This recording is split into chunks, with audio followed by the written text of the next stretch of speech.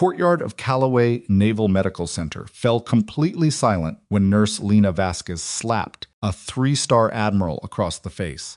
Not a tap, not a reflex. A full open palm strike that snapped his head sideways in front of 6 armed security personnel, 2 attending physicians, and a hospital administrator who had been holding a clipboard so tightly his knuckles had gone white.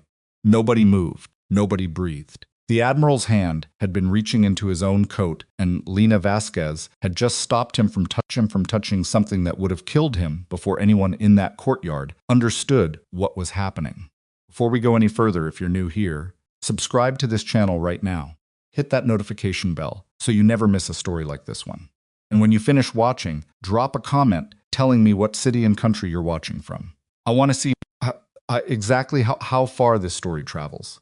Now, let's get into it. The morning had started the way most mornings started at Calloway Naval Medical Center in Pensacola, Florida, with someone telling Lena Vasquez she was in the wrong place. It wasn't always said directly. Sometimes it was the way doctor. Harlan Pruitt looked past her shoulder when she presented a patient update, as though the wall behind her had more to offer.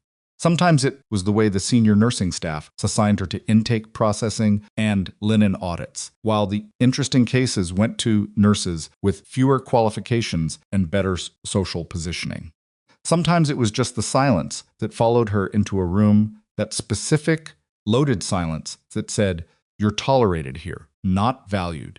Lena had been at Calloway for 4 months. She had transferred from a civilian trauma center in Baton Rouge, which was itself a partial truth. Fuller version of her employment history was filed somewhere in a building in Northern Virginia that most people didn't have clearance to enter, and she had no plans to correct the record. She was 34 years old. She had short dark hair she kept tucked behind her ears, a habit of writing notes in margins nobody else could read, and a stillness about her that made people vaguely uncomfortable without knowing why. She wore her nursing badge clipped to the left side of her scrubs. She kept her locker organized to a degree that would have seemed compulsive to a stranger, but was simply practical to someone who had once spent 11 months operating in environments where disorganization meant casualties. None of that was visible to the people at Calloway. What they saw was a quiet nurse who asked too many questions, second-guessed attending physicians in a way that seemed more like nervousness than competence, and had a habit of lingering near patient rooms longer than her shift required. Dr. Pruitt had already spoken to her twice about scope of practice. The nursing supervisor, a precise woman named Carol Odom, had suggested in their last one-on-one meeting that Lena might benefit from finding her lane. Lena had nodded and said she would keep that in mind. She was very good at nodding. The call came through the intercom at 7:42 in the evening, during the last segment of a shift that had already stretched 4 hours past its end, because 2 nurses had called out sick and the supervisor had looked directly at Lena when she announced they needed coverage. Emergency arrival, main entrance, VIP protocol, all non-essential personnel to clear primary corridors. VIP protocol at a naval medical center meant one of 2 things: a high-ranking officer or someone connected to one. Lena finished charting the antibiotic dosage she'd been calculating, capped her pen, and moved toward the main corridor, not because the protocol required it, but because she had learned a long time ago that the most important things tended to happen in the places you weren't supposed to be. The entrance lobby was already arranged by the time she got there. Security personnel in dress uniforms flanking the automatic doors, 2 physicians from internal medicine. Waiting near the intake desk, and Administrator Douglas Webb standing slightly in front of everyone else with his clipboard and his expression of managed importance. Webb was the kind of man who treated every crisis as a career opportunity. He was 51, well-dressed, and deeply concerned with how things looked from the outside. The vehicle that pulled up was a black SUV with government plates. 2 security agents stepped out first, then a uniformed aide, and then the man himself.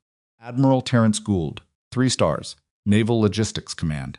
Lena recognized him from the briefings she was not officially supposed to have attended, from photographs in certain documents she was not officially supposed to have read, And from a single encounter 7 years ago, in a place that officially had no name on any map she was permitted to acknowledge. He was 62, broad-shouldered, with a careful posture of a man who had spent decades making sure the weight he carried never showed. Right now, the posture was off. His shoulders were drawn in slightly, asymmetrically, and his left hand was resting against the door of the SUV with the particular rigidity of someone using a surface to stabilize themselves without wanting anyone to notice. She noticed. She also noticed the color of his lips not quite right, a shade too pale against the fluorescent entrance lighting, and the way his eyes moved when he walked through the doors, tracking, recalculating. A subtle, involuntary compensation that she had seen before in people whose nervous systems were working harder than the rest of their body was letting on. Dr. Pruitt stepped forward with his hand extended. Admiral Gould, I'm Dr. Harlan Pruitt, Chief of Internal Medicine. We have a private suite prepared. I'm fine, the Admiral said. His voice was steady. His hands were not. Of course, sir. Just precautionary, given the circumstances. I said, I'm fine, Doctor. I had a long evening, that's all. Lena was standing 12 feet away near the intake desk, technically within the corridor that non-essential personnel were supposed to have cleared. Nobody had told her specifically to leave. She was very careful about specific instructions. She watched the Admiral's left hand as he spoke with Pruitt. The tremor was subtle, a small, rhythmic vibration in the fingers that had nothing to do with age or fatigue. She watched his posture shift as he turned to follow Pruitt toward the suite corridor, and she watched the moment. About 6 steps in, when he reached into the left inside pocket of his coat. The motion was small, almost nothing. A man adjusting something in his pocket. Except that Lena recognized what was in that pocket from the shape the fabric made against his chest, and she recognized the way his fingers were moving around it, and she recognized from the combination of his pupils constricted, despite the relatively dim corridor, lighting his skin tone, the tremor, and the particular way he kept swallowing. What was happening to him, about his body, and what would happen to it within the next several minutes if he managed to touch what he was reaching for. She moved before she had a decision. The distance was 12 feet, and she covered it in a way that registered to the people. Watching as too fast, not running exactly, but moving with a directness and economy that didn't match the hesitant nurse they thought they knew. She caught his wrist with her left hand, redirected it outward, and struck the back of his hand with her open right palm in a single motion that was technically a slap, but was structurally something considerably more precise than that. The sound cracked through the lobby. The Admiral's hand snapped away from his coat. The syringe, capped, clear-bodied, loaded, skittered across the polished floor and came to rest against the base of the intake desk. Everything stopped. Lena stood, with her hand still raised, her breathing controlled, looking at the Admiral's face. His expression had moved through surprise and into something harder to read, recognition, maybe, calculation. Don't touch it, she said. She was not talking to him. She was talking to Webb, who had instinctively taken a step toward the syringe. Webb froze. One of the security agents had his hand at his holster. Another had moved between the Admiral and Lena with the practiced speed of someone who had trained for exactly this scenario, except in the wrong direction. Stand down. The Admiral's voice cut through the lobby cleanly. He was looking at Lena. Nobody touched that syringe. Pruitt had gone the color of old paper. What is happening? His pupils are constricted, Lena said, not loudly. She was still watching the Admiral. His resting tremor has been present since he walked through the door. He's been swallowing every 30 to 5 seconds since he arrived, which means he's managing excess salivation. His skin is pale and his lips are cyanotic at the edges. She paused. He's been poisoned. Probably organophosphate-based. Probably 3 to 4 hours ago. That is a completely irresponsible. Pruitt started. His cholinesterase is compromised. Lena said, if I'm wrong, a blood panel will tell us in 10 minutes. If I'm right, and we wait for the blood panel, we won't need it. The lobby was silent except for the sound of the automatic doors cycling behind 2 orderlies who had stopped moving entirely. The Admiral looked at Lena for a long moment. Then he looked at the syringe on the floor. She's right, he said quietly. Pruitt's mouth opened, closed. He looked at the Admiral, then at Lena, then at the syringe, as though it had personally offended him. Get him to a room, Lena said. He needs atropine. What happened in the next 40 minutes was the kind of controlled chaos that medical facilities train for, and then spend years hoping never to actually experience. Pruitt recovered enough of his professional instincts to take charge of the suite loudly, visibly, with the particular energy of a man reasserting authority he felt had been briefly but unacceptably challenged. He ordered labs, ordered imaging, ordered the nursing staff into motion with the practiced efficiency of someone who genuinely was good at his job when his ego wasn't in the way. He did not ask Lena for input. He did not acknowledge that she was present. He ordered atropine based on the presentation in front of him in the clinical picture that had, in the last 15 minutes, made her assessment impossible to dismiss. Lena stood outside the suite in the corridor and let him work. This was not passivity. This was a different kind of skill, knowing when to stop pressing and let the system function, knowing when your presence in a room costs more than your absence. She had learned this the same way Muslims. She had learned most things in conditions that didn't offer a second chance to get the lesson right. The Admiral's vitals began improving within 20 minutes of the first atropine's dose. She could hear the monitors through the suite door, the rhythm stabilizing, the alarm thresholds moving back from critical into urgent, into concerning, into merely notable. Tracked the progression the way she tracked most things, quietly, systematically, without announcing that she was doing it. Carol Odom found her at 8:31, Vasquez. The supervisor's voice had a specific flatness that Lena had learned to categorize. This was the flatness of an institution protecting itself. Administrator Webb wants to see you, I figured. His office. Now, Webb's office was on the administrative floor, which was the kind of floor that had carpet and framed certificates and a small bowl of mints on the conference table. Webb himself was seated behind his desk, with his hands folded in the particular way of a man who had practiced looking calm. Dr. Pruitt was in the chair to the left. A man Lena didn't recognize civilian clothing, federal ID clipped to his jacket, was standing near the window. Ms. Vasquez, Webb said, please sit down. I'll stand. A pause. Sit down, please. She sat. We need to talk about what happened in the intake lobby, Webb said. No. An attending physician was in the process of conducting an assessment of a senior military official when you intervened physically. He said, physically, the way people said words they hoped carried more weight than the syllables could hold. Struck a patient. You issued medical directives without authority.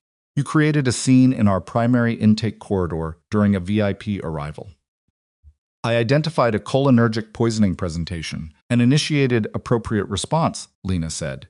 You are a staff nurse, Pruitt said from his chair. He hadn't looked at her since she sat down. He was looking at a point on the wall, approximately 2 feet above her head. You are not a diagnostician. You are not an attending. You do not. The atropine is working, Lena said. Silence. The Admiral's cholinesterase depression is responding to treatment, she continued. Accretions are clearing. His heart rate is climbing. The original presentation is consistent with organophosphate exposure, probably ingested rather than injected, given the timeline. The syringe was likely a secondary dose intended to accelerate the poisoning process at a point when he was already symptomatic, but not yet presenting clearly enough for anyone to intervene. She paused. Someone at the dinner tonight gave him the first dose. Someone else was going to give him the second one here. The room was very quiet. The man by the window had turned around. How long ago did you identify the presentation? He said. Lobby entrance, when he walked in. Before or after the physical intervention?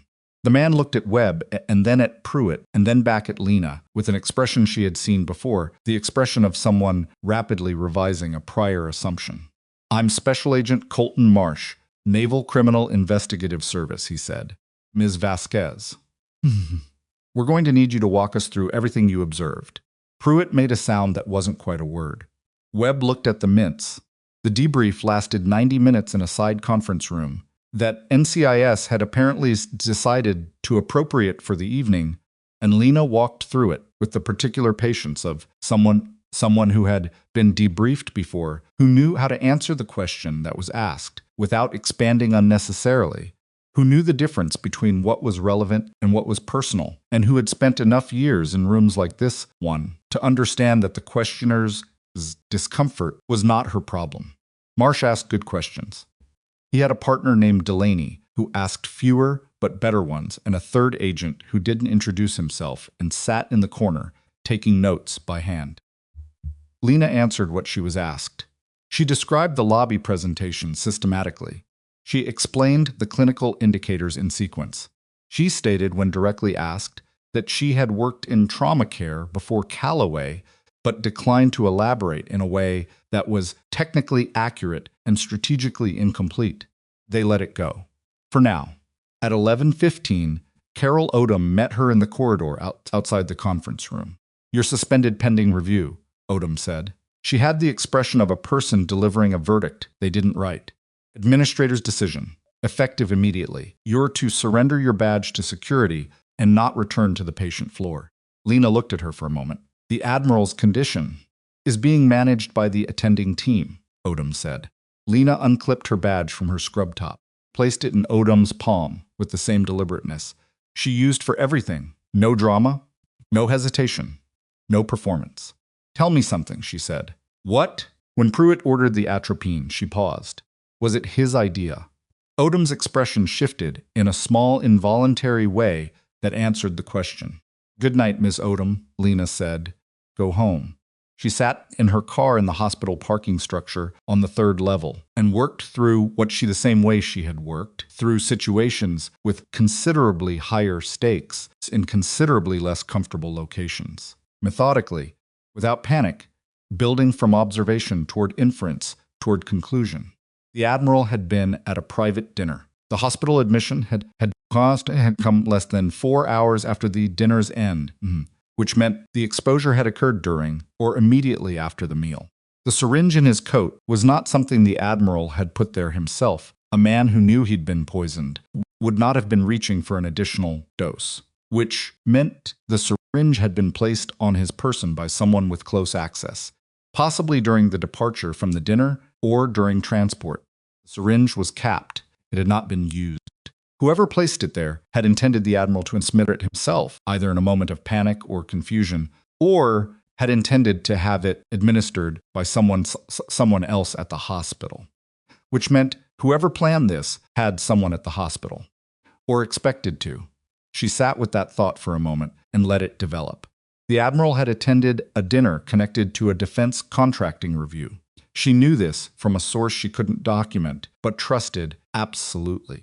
The contract in question was worth somewhere between $300 and $400 million. The review was being led by the Admiral personally, and at least 2 of the bidding contractors had significant motivation to see that review stopped, delayed, or permanently abandoned. She pulled her phone and opened a web browser. She typed Calloway Naval Medical Center staff directory and found the public version, which told her almost nothing useful. Then she opened a secondary application, one that was not available in the consumer app store, and that most of the people she worked with would not have known how to use, and ran a search that returned considerably more information. 2 members of the Calloway administrative staff had documented connections to a logistics company called Viridian Group. Connections were indirect. A professional reference here, a prior employer listed on a public profile there. Thin. The kind of thin that could be coincidence. She had learned not to trust coincidence. Viridian Group's parent company was a defense contractor, currently bidding on the contract. Admiral Gould was reviewing. She sat with that for a longer moment. Then her phone buzzed. "Unknown number," she answered. "Vasquez," a man's voice. Low, measured, not unfamiliar. "Yes, the Admiral asked for you." "Quiet. He's refusing further sedation. And he's asking for the nurse who identified his condition. He hasn't asked anyone else to do anything. But he's asking for you specifically. Thought you should know." A pause. "I'm Agent Marsh." "I've been suspended," she said. "I know." Another pause. "Administratively," he added, "you've been suspended. But this is a federal investigation now, and the Admiral is technically under NCIS protective custody, which means the hospital's administrative authority over access to his room has certain limitations. She looked at the concrete ceiling of the parking structure. "I'll be there in 8 minutes," she said. She was there in 6. The suite corridor had changed while she'd been in the parking garage.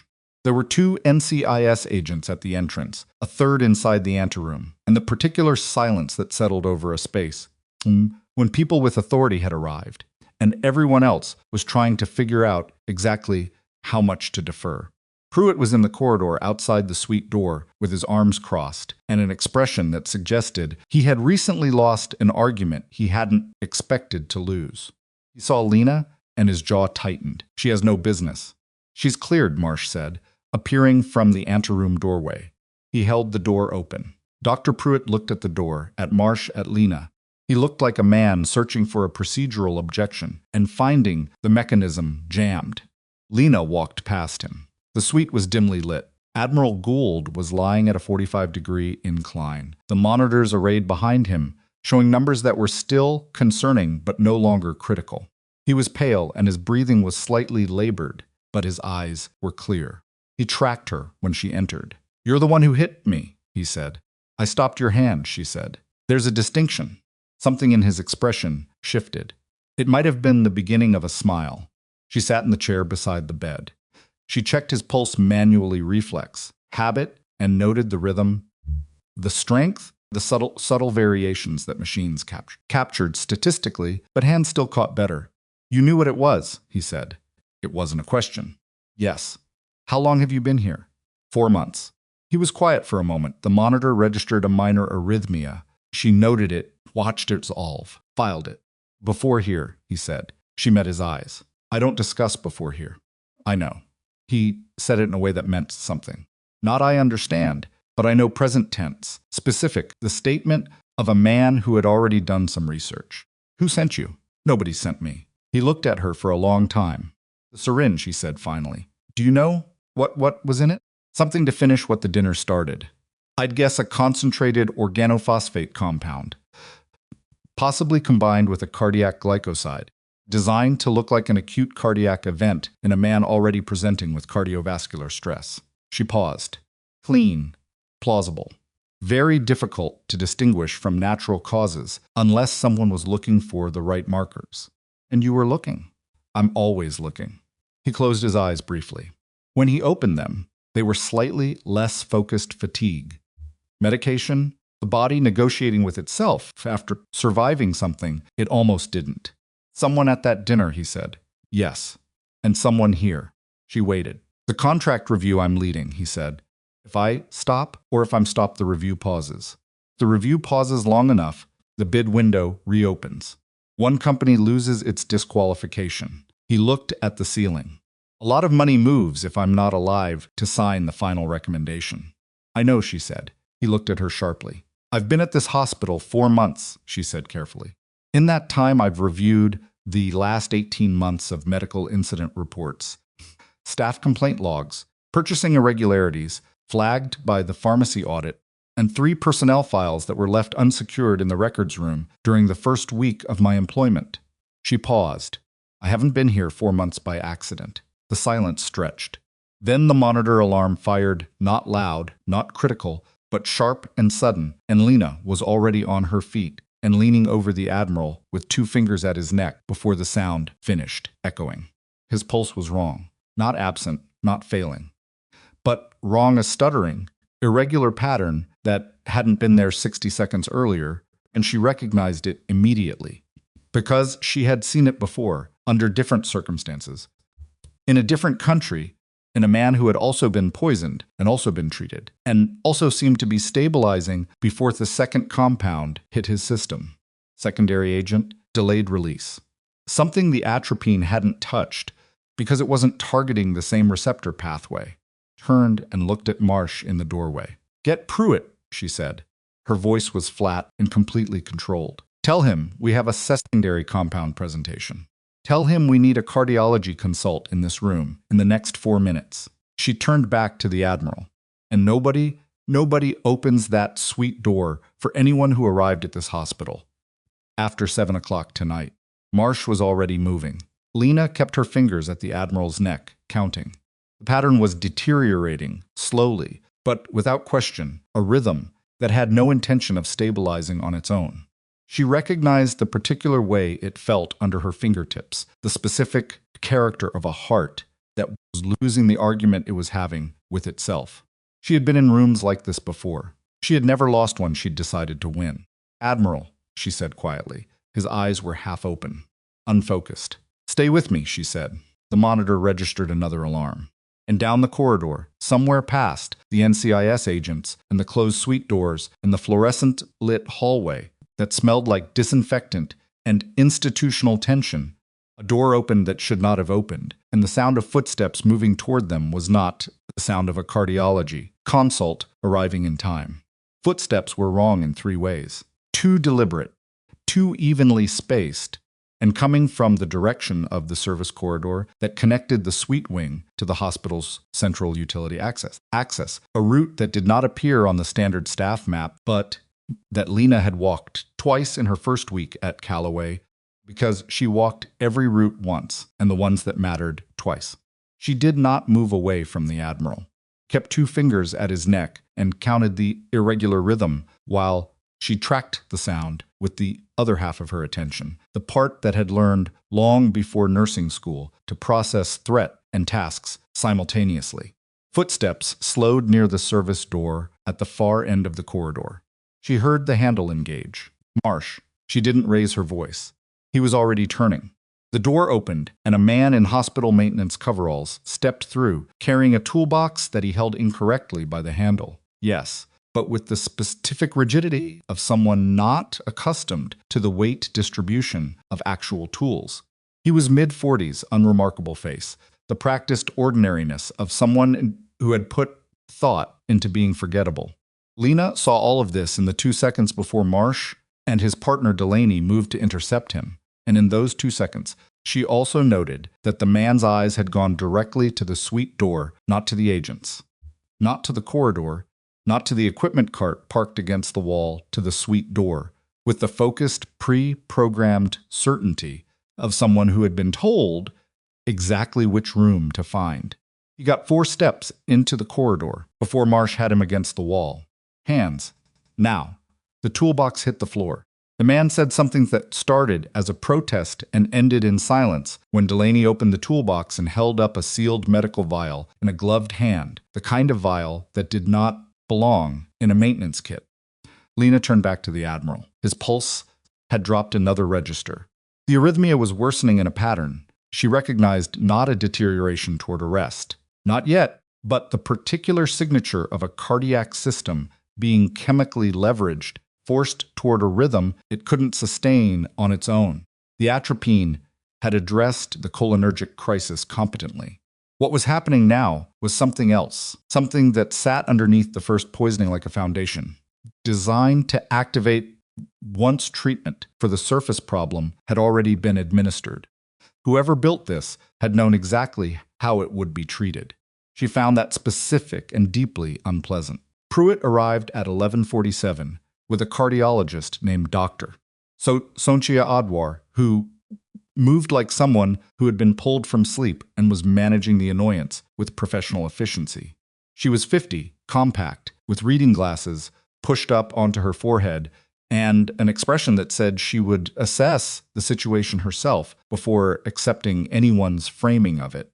Lena respected that immediately. Presenting arrhythmia, Lena said without preamble, "Irregular rhythm onset approximately 9 minutes ago. Progressive. Preceding treatment addressed cholinergic presentation, atropine protocol, 2 doses. Secondary compound presentations suggests a cardiac glycoside component, possibly digoxin adjacent. The first agent was the distraction." Adwar looked at her for exactly 1 second. Then she looked at the monitor. Then she moved to the bedside and did the same thing Lena had done, 2 fingers at the neck, counting, feeling the rhythm that numbers on a screen described statistically but couldn't fully characterize. "She's right," Adwar said. Pruitt made a sound. "Order digoxin-specific antibody fragments."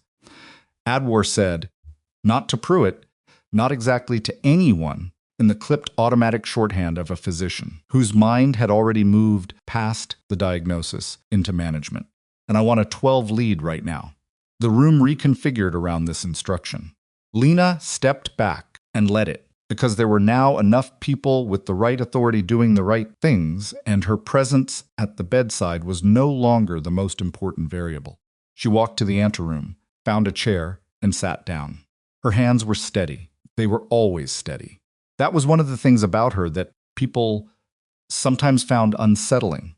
The absence of visible shaking, the stillness under pressure that read to some observers as coldness and to people who knew better as the product of very expensive, very specific training applied over a very long time.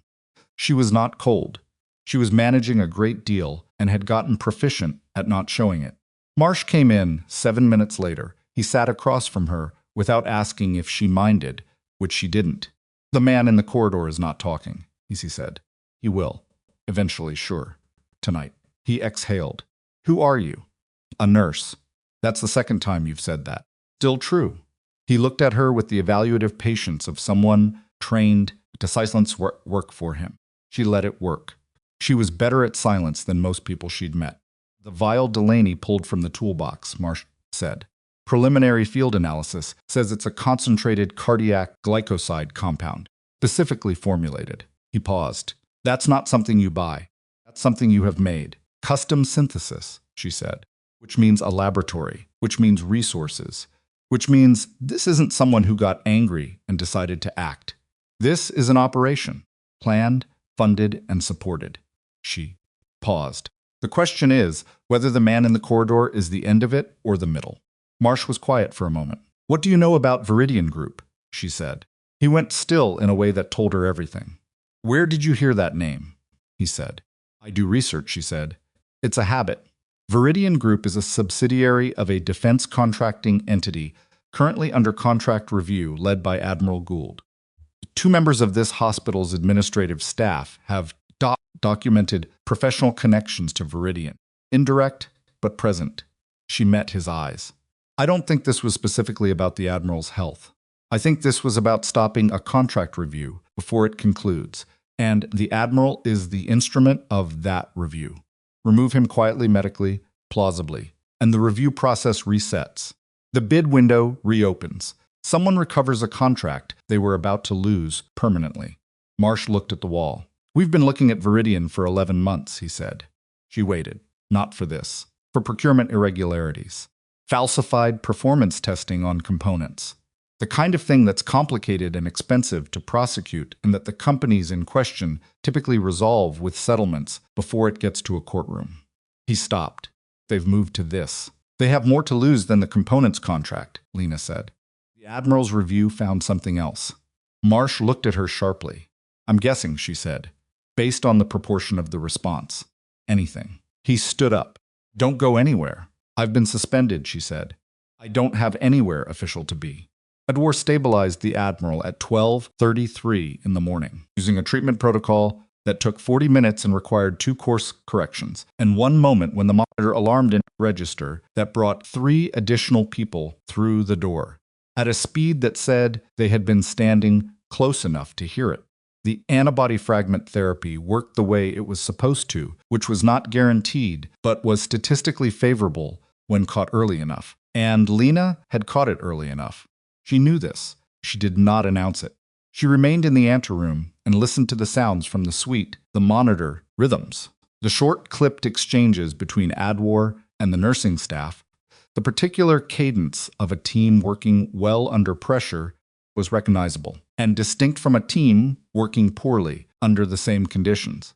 Around 1 a.m., the sounds changed, slower, steadier, the alarm thresholds receding. She let out a breath she'd been holding in a distributed, unconscious way for approximately 90 minutes. At 1:17, Adwar came through the anteroom door. She looked at Lena with an expression that had moved past assessment into something more direct. "His pressure is stabilizing," Adwar said. "The arrhythmia is resolving. He's going to need monitoring through the night, and we won't have a full picture until morning labs." But she stopped. Caught the secondary presentation before the monitor flagged it. "The pattern was familiar," Lena said. Adwar looked at her for a moment. "Where did you train?" "Baton Rouge Regional," Lena said. Before that, sometime in the field. What field? Lena met her eyes. The kind that doesn't come up in resumes. Edouard held her gaze for another moment, then nodded. Once the nod of a person who had decided to file the answer under things I don't need to know right now and move forward. Cardiologist on call would have missed the secondary presentation, Edouard said. Not because he's incompetent, because nothing in his experience would have made him look for a layered compound exposure. She paused. You looked for it immediately. Yes, that's unusual. I know. Edouard looked at her for one more beat, then walked back toward the suite. Webb found her at 1:45. He had the look of a man who had been managing cascading institutional crises for the past several hours and had arrived at the particular point of exhaustion where the pretense of managed calm had worn away, and what was underneath it was visible anxiety, calculation, and a specific variety of self-interest that expressed itself as concern for the hospital's reputation. Vasquez, he said, Mr. Webb. He sat across from her in the anteroom, in the chair Marsh had used earlier, and looked at the wall for a moment as though he was composing something. The situation has developed, he said. It has. NCIS has indicated that your continued presence in this area is they've requested it, actually, which creates a complication because administratively you're suspended, she said. Yes. I'm not here to unsuspend you, he said it. Quickly, defensively, the reflexive posture of a man worried about precedent. There are circumstances here that are... He stopped, started again. The board will need to review what happened, procedurally. All of it. How you came to be in the intake lobby during a VIP arrival, the physical contact with the patient, the directives you issued without attending authority, the directives that saved the patient's life, she said. Not aggressively, just flat placing the fact in the room so it had to be accounted for. Webb's jaw moved. That will be part of the review. Yes. Okay. He waited for more and didn't get it. The federal investigation takes priority over the administrative review, he said finally. For now. So your access to this wing is technically you're here at the request of NCIS, which falls outside the suspension scope. I understand. This doesn't mean you're reinstated. I understand that too. He looked at her like he was trying to find the leverage point in the conversation and couldn't locate it. She didn't have leverage points. Or rather, she had them in places he wasn't looking. Do you have any idea, he said quietly, what tonight could mean for this hospital? A federal investigation. Poisoning. An assassination attempt on a flag officer in our intake corridor. 2 assassination attempts, she said. The man in the maintenance coveralls was the second. Webb's face went through several things in quick succession. There was someone in the corridor, she said, with a secondary compound. Marsh has him in custody. I imagine he'll brief you in the morning. Webb stood up, realized he had nothing else to say, and left. She did not sleep. She sat in the anteroom and worked through the architecture of what she knew, what she could reasonably infer, and what she needed to verify. The Viridian connection was thin but directional. The sophistication of the compound layered, sequenced, designed to outlast the initial treatment protocol pointed to resources and knowledge that went beyond contract fraud.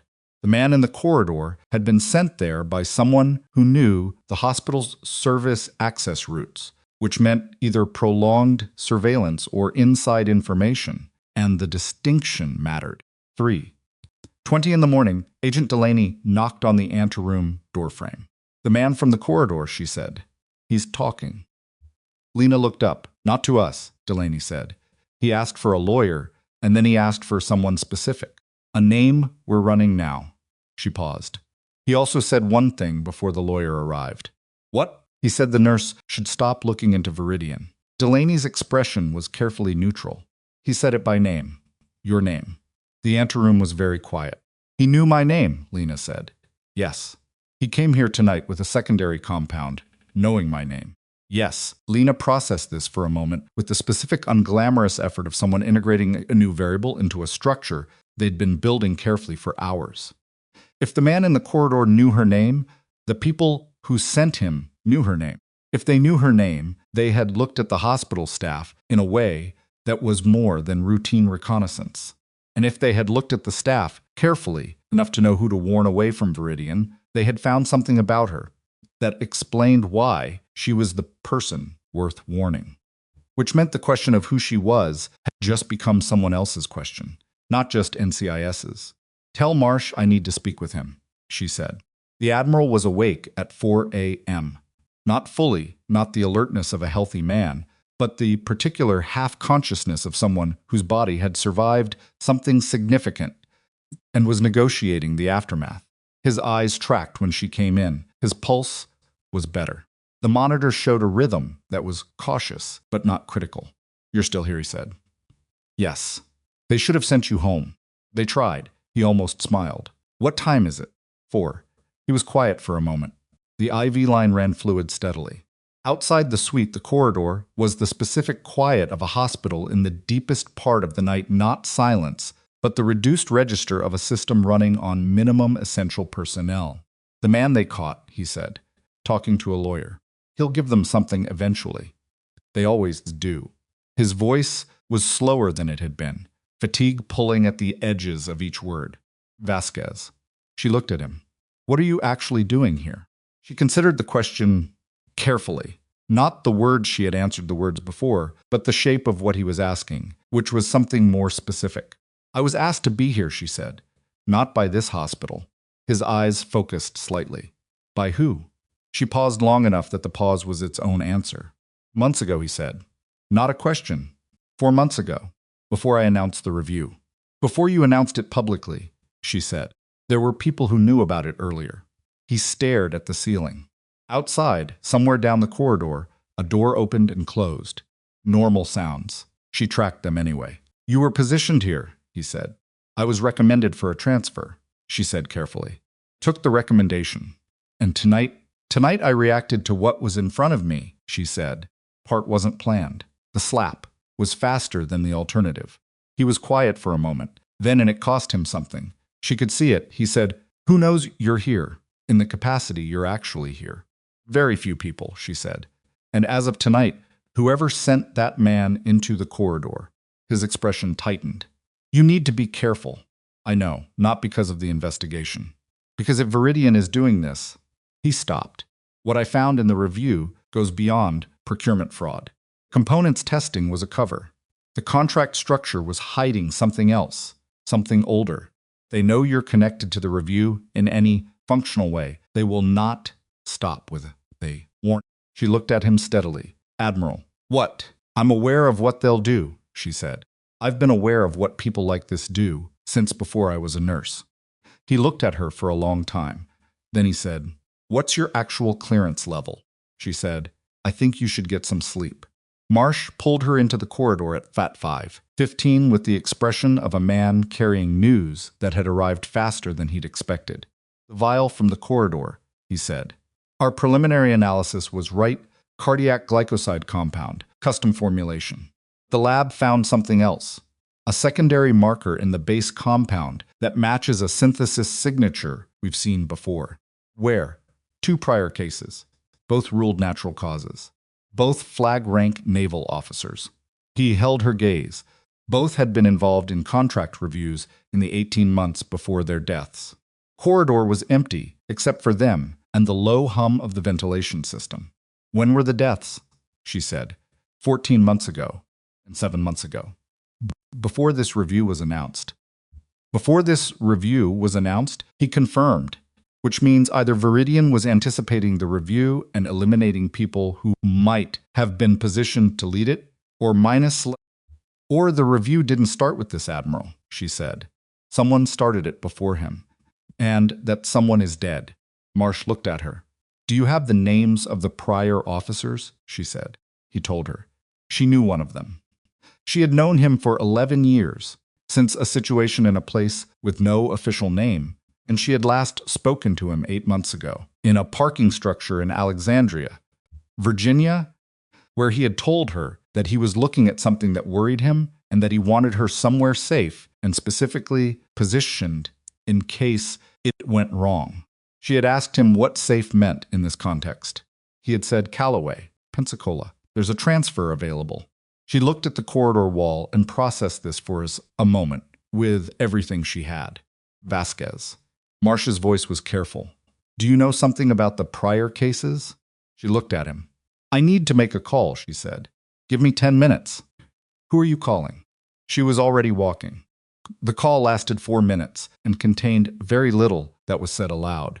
The person on the other end picked up on the second ring, which meant they had been awake, which meant they had already heard. She confirmed 2 things and asked 3 questions, and received answers that rearranged several of the assumptions she had been working with since midnight. The review Admiral Gould was leading was not the original investigation. It was the 3rd iteration of something that had started 22 months ago under a different name within a different office, initiated by a naval intelligence officer who had noticed a pattern in defense component testing data that didn't match field performance reports. That officer had died 14 months ago. A second officer who had picked up the thread died 7 months ago. Gould had inherited both the investigation and, apparently, the target designation that came with it, without knowing, until tonight, that the designation was active. The person on the other end of the call told her one more thing before disconnecting. There was a name, not Viridian. Viridian was the structure. There was a name behind the structure, a man who had built the subsidiary network, specifically to insulate himself from the fraud, who had been operating inside the defense acquisition system for over a decade, who had a public profile as a legitimate contractor and a private profile that NCIS and 2 other agencies had been assembling piece by piece for the better part of 3 years. The name was Harwick, Preston Harwick, 61 years old, founder of a defense technology firm called Solus Systems, which held Viridian as a subsidiary, which held 14 other entities in a chain of corporate insulation that had taken multiple agencies years to begin untangling. She had never heard the name before tonight. She stood in the stairwell where she had taken the call and filed the name in the part of her memory she used for things that required immediate prioritization, and then she walked back out into the corridor and found Marsh. Preston Harwick, she said. Marsh went very still. You know that name? She said. Where did you get that name? Do you know it? He looked at her with the particular expression of someone who had just watched the scope of a situation expand in a direction they hadn't expected. We know that name, he said. We've known it for a long time. We just haven't been able to connect him directly to any of the activity. Everything goes through Viridian, through the subsidiaries. The synthesis signature on the compound, she said, from the vial in the corridor. Does your lab have the capacity to match that to a specific facility? Potentially. It takes time. What if I told you that Solus Systems operates a contract research laboratory in Pensacola? She said. Licensed for pharmaceutical testing. 40 minutes from this hospital. Marsh looked at her. I'd ask how you know that. I'd tell you it was in the public contractor registry, she said. Page 47 of the November filing. Nobody looked because it's listed under a subsidiary 3 layers removed from Solus. Pulled out his phone. She watched him find it in approximately 90 seconds. Son of a, you need a warrant for the lab, she said. And you need it before business hours, because if Harwick has anyone watching what happened here tonight, and he does, the lab will be cleaned before noon. Marsh was already dialing. She leaned against the corridor wall and watched him work, and let herself feel, for approximately 30 seconds, the particular exhaustion of a night that had required everything she had and hadn't finished requiring it yet.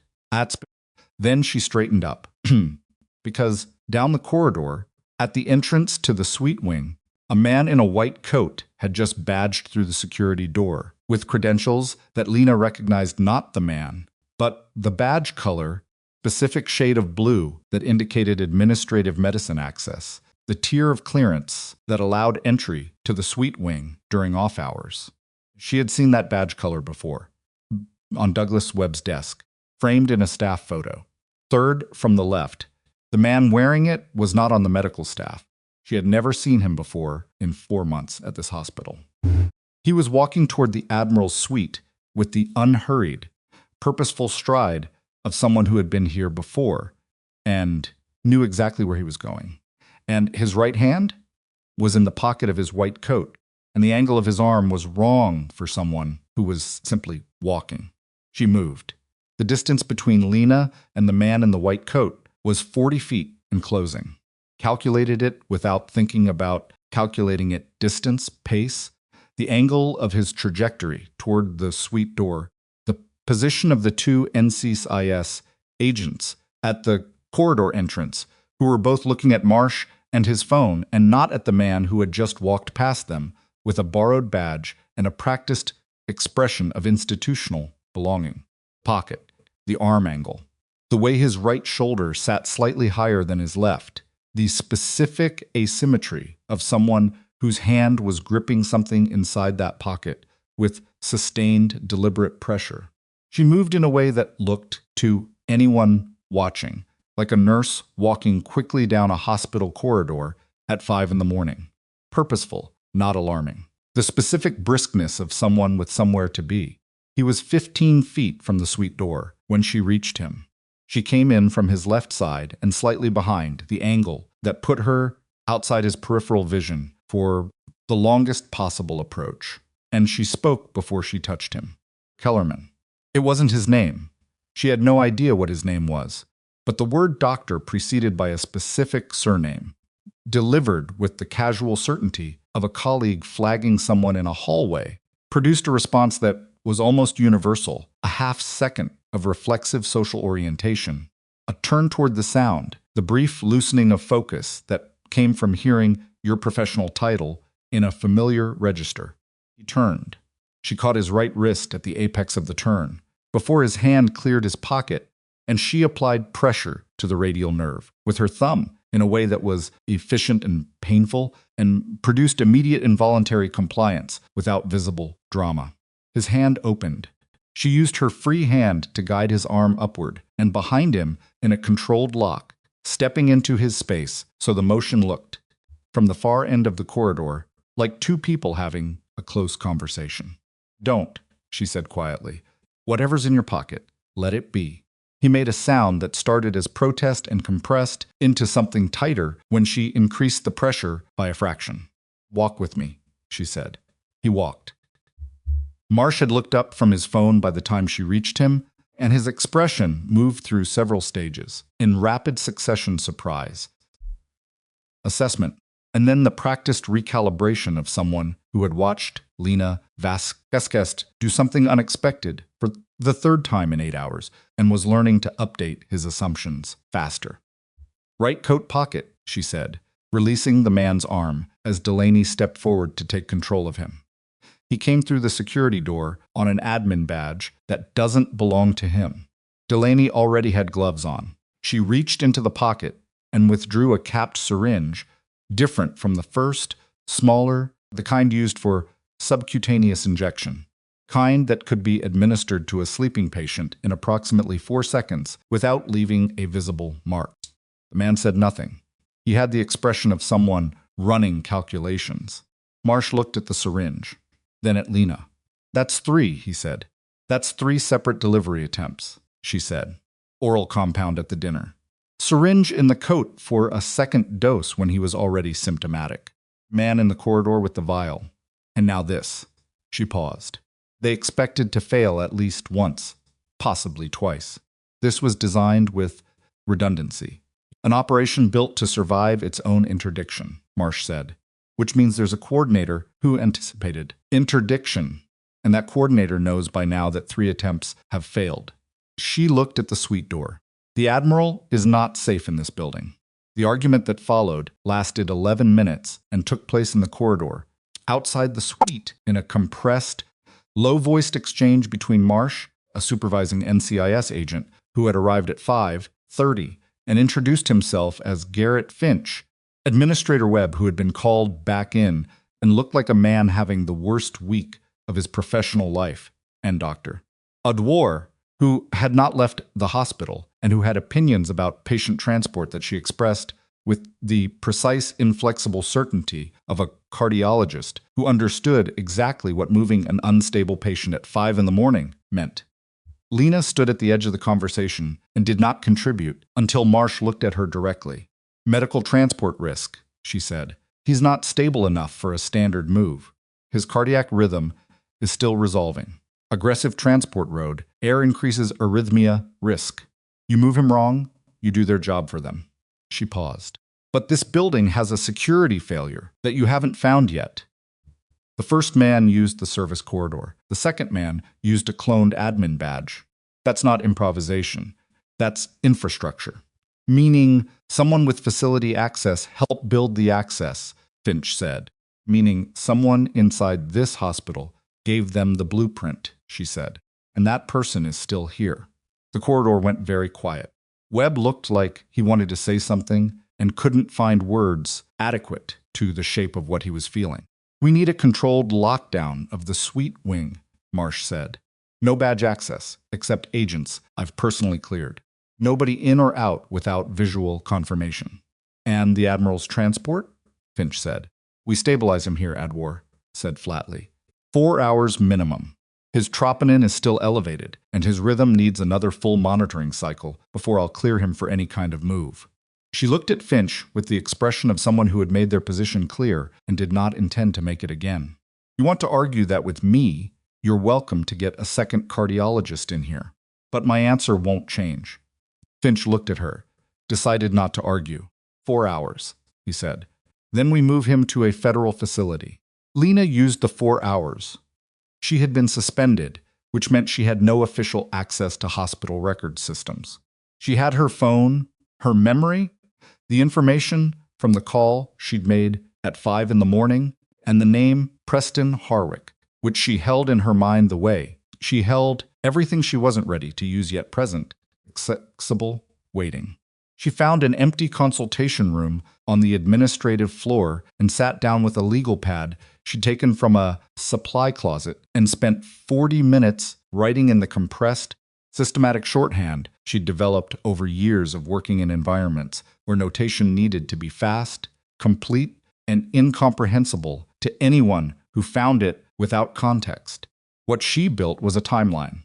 22 months ago, a naval intelligence officer named Commander Ray Tolliver notices a pattern in component testing data for a military hardware contract. The performance numbers don't match, Field reports. He begins an informal investigation. 14 months ago, Tolliver dies. Ruled cardiac event. He was 53 and had no prior cardiac history. 13 months ago, a second officer, a procurement specialist named Captain Ardith Leong, picks up Tolliver's preliminary work, begins formal documentation. 7 months ago, Leong dies. Ruled cardiac event. 6 months ago, Admiral Terrence Gould is assigned to lead a formal contract review. He is given Tolliver's original dataset, partially reconstructed. He does not know about Leong. He does not know about Tolliver's informal investigation. He begins from what looks like the beginning. 4 months ago, Lena Vasquez accepts a transfer recommendation to Calloway Naval Medical Center in Pensacola, Florida. The timeline held when she looked at it from every direction. Tolliver had sent her here. He had known or suspected that whoever was protecting the Viridian contract structure had the reach and the capability to eliminate a third investigator the same way they'd eliminated the first two. He had wanted someone in position who was not on a record as having anything to do with the investigation, who could watch for the pattern he knew would repeat, who had the specific background to recognize a compound poisoning that the standard medical staff would almost certainly misread as natural cardiac death. She looked at the name at the bottom of the timeline. Tolliver had died 14 months ago. She had spoken to him 8 months ago. She sat with that contradiction for a moment, the specific jagged quality of it, and then she sets it aside. Not because it didn't matter. Because it mattered too much to examine right now, and she needed everything she had to be pointing in one direction. She folded the legal pad, put it inside her scrub top, against her left side, and went to find Marsh. He was in the suite anteroom. Finch was with him, along with 2 other agents she hadn't met, and a woman in civilian clothes who had arrived at 6:15 and who Marsh had introduced as Doctor. Pam Nguyen from the Defense Intelligence Agency, which told Lena that the scope of the investigation had expanded. While she was in the consultation room in a direction she should have anticipated. Nguyen was 40-ish, precise, with the specific alert stillness of someone who processed information quickly and expressed very little of what she concluded.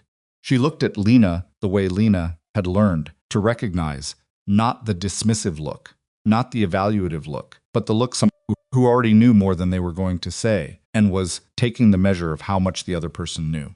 They recognized each other's category, if not the specific details.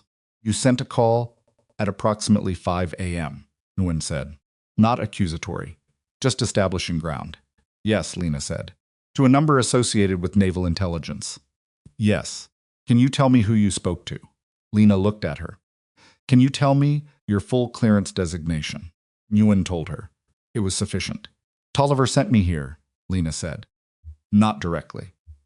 The recommendation for the transfer came through a cover channel, but the instruction was his. The room was quiet. "Tolliver is dead," Finch said. "I know," Lena said. "He's been dead 14 months. "Then how?" "He set up the instruction before he died," she said. "He knew the pattern would repeat. He wanted someone in position before the third investigator became a target." She paused. "I think he knew he wasn't going to survive it.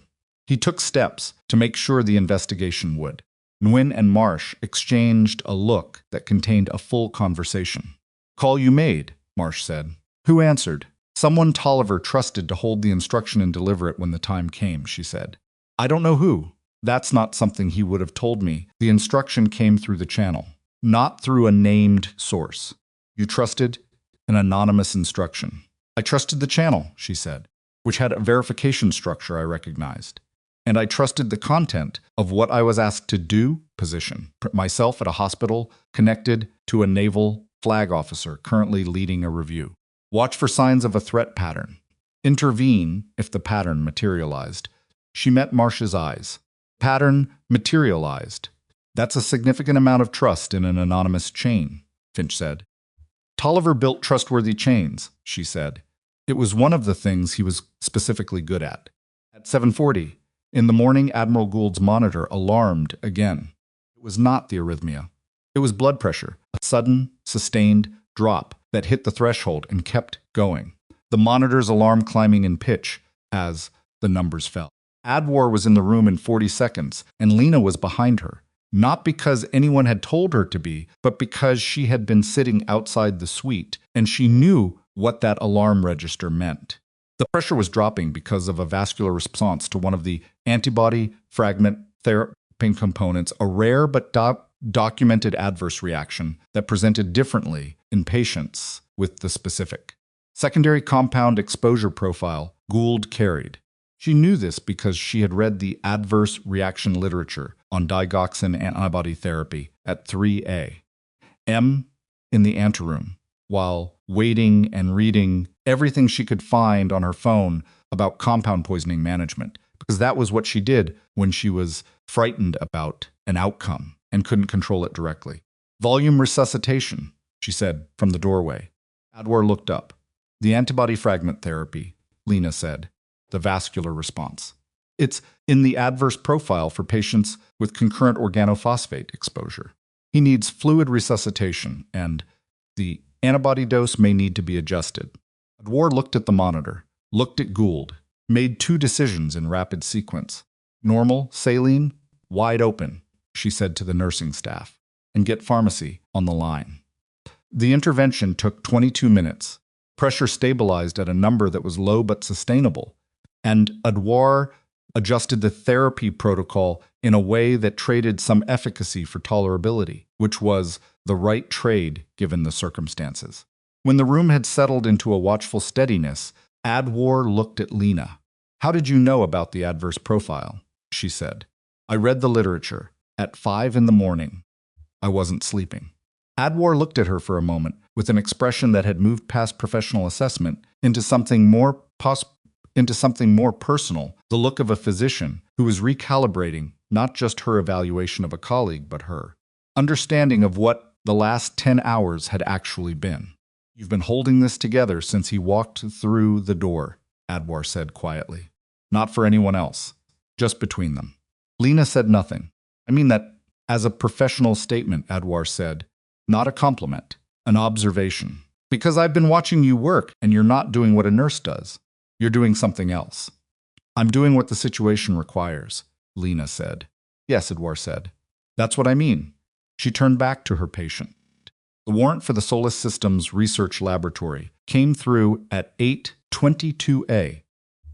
M. Marsh told her this in the corridor with the expression of someone delivering news that had arrived faster than expected, which told her that someone above Marsh had made a call that expedited the process considerably. She noted this and filed it as an indicator of how seriously the Harwick name had been received. 2 teams, he said. The lab and Solis Systems local offices, simultaneously.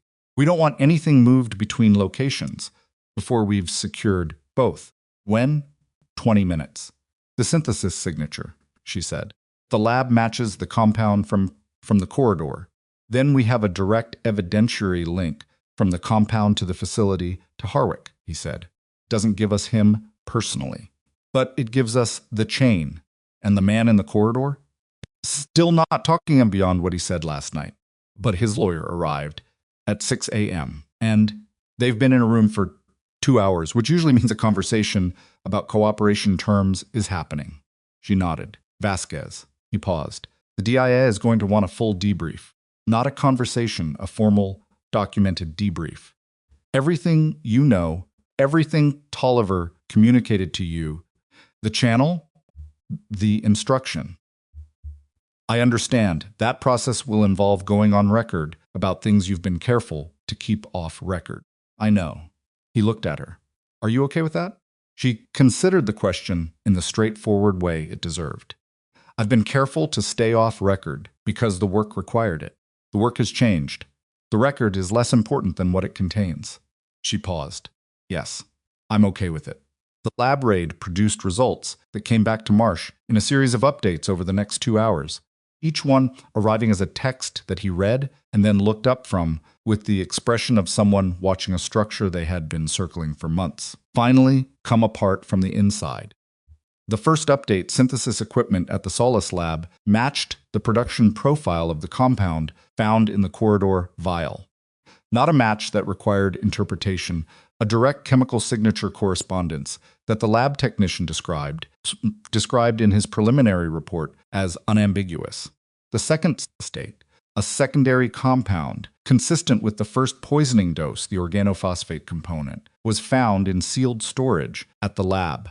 Quantity sufficient for multiple deployments, documented in a work log under a falsified project code. The third update, the work log contained dates. 14 months ago, 7 months ago, and 3 weeks ago, which was when the current batch had been synthesized. She was with Marsh when the third update came through. She watched him read it and watched the particular stillness that settled over him when the implication of the dates landed. 14 months, he said. Tolliver, she said, and 7 months. Leong. He set the phone down, picked it up again. This is no longer a contract fraud case. It was never a contract fraud case, she said. The fraud was the funding mechanism. This is a serial assassination operation designed to protect a defense infrastructure that has been delivering defective military components for at least 3 years. She held his gaze. People in the field have been using equipment that failed testing. Real equipment. Real failures. I don't know how many. I don't think you do either. He was quiet. That's what the Admiral's review was going to find, she said. Not just the fraud, the downstream failures. What the components did or didn't do when they were actually used. Marsh picked up his phone and made a call that was not to Delaney or Finch. She could tell from the way he spoke careful, abbreviated, with the specific verbal compression of someone talking to someone senior, that the call was going significantly up the chain. She walked to the corridor window and looked out at the Pensacola morning, the flat coastal light coming in at a low angle, the parking structure below, mostly empty at this hour, a few birds on the roof of the maintenance building.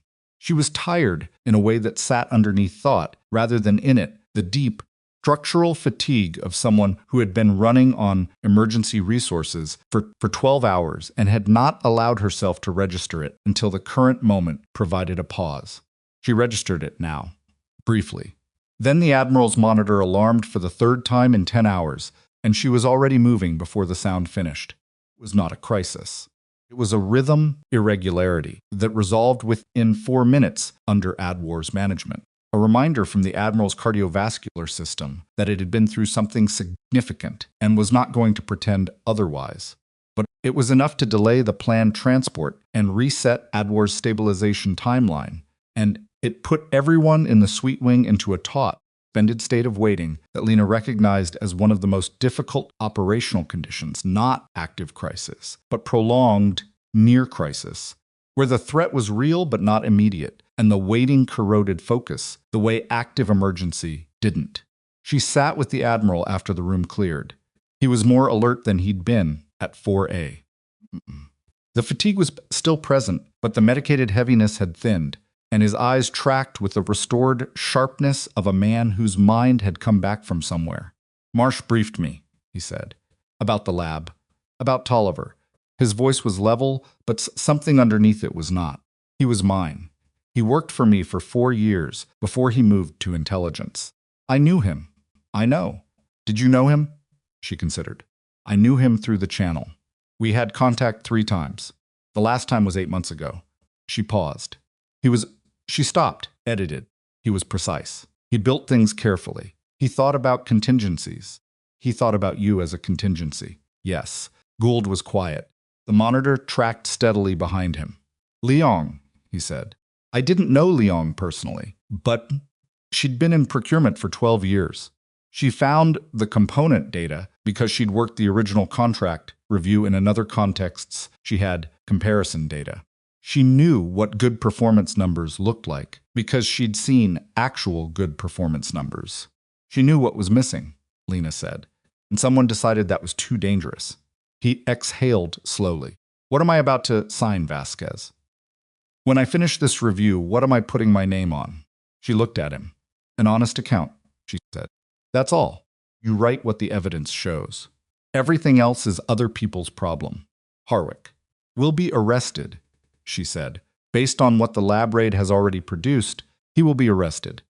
The question is when and whether there's anything left of the structure to prosecute, or whether the subsidiaries will collapse before you can work your way through them. You sound very certain about the arrest." "I'm certain about the evidence," she said. "The rest I don't control." He looked at her for a long moment. "You've been doing this not just here, this kind of work for how long?" She considered how to answer. "Long enough that I stopped counting." "And you became a nurse." "I've always been a nurse," she said. "That's not a cover. The other things, those are the things I used to do alongside it." She paused. The combination turned out to be useful. "I imagine it did. Tonight it was useful," she said. "Before that it was mostly irrelevant." Almost smiled. "I doubt that." At 10:15, Delaney came through the anteroom door with the expression of someone carrying information accelerated that had accelerated the morning in an unexpected direction. "The man from the corridor," she said. "He's talking." Lena and Marsh both looked at her. "His name is Gregor Van," Delaney said. "He's a logistics coordinator. Not a contractor. He works directly for a company called Meridian Clearance Services, which is a security consulting firm. He's been providing facility access and personnel placement support for operations like this for approximately 3 years." "Operations like this," Marsh said.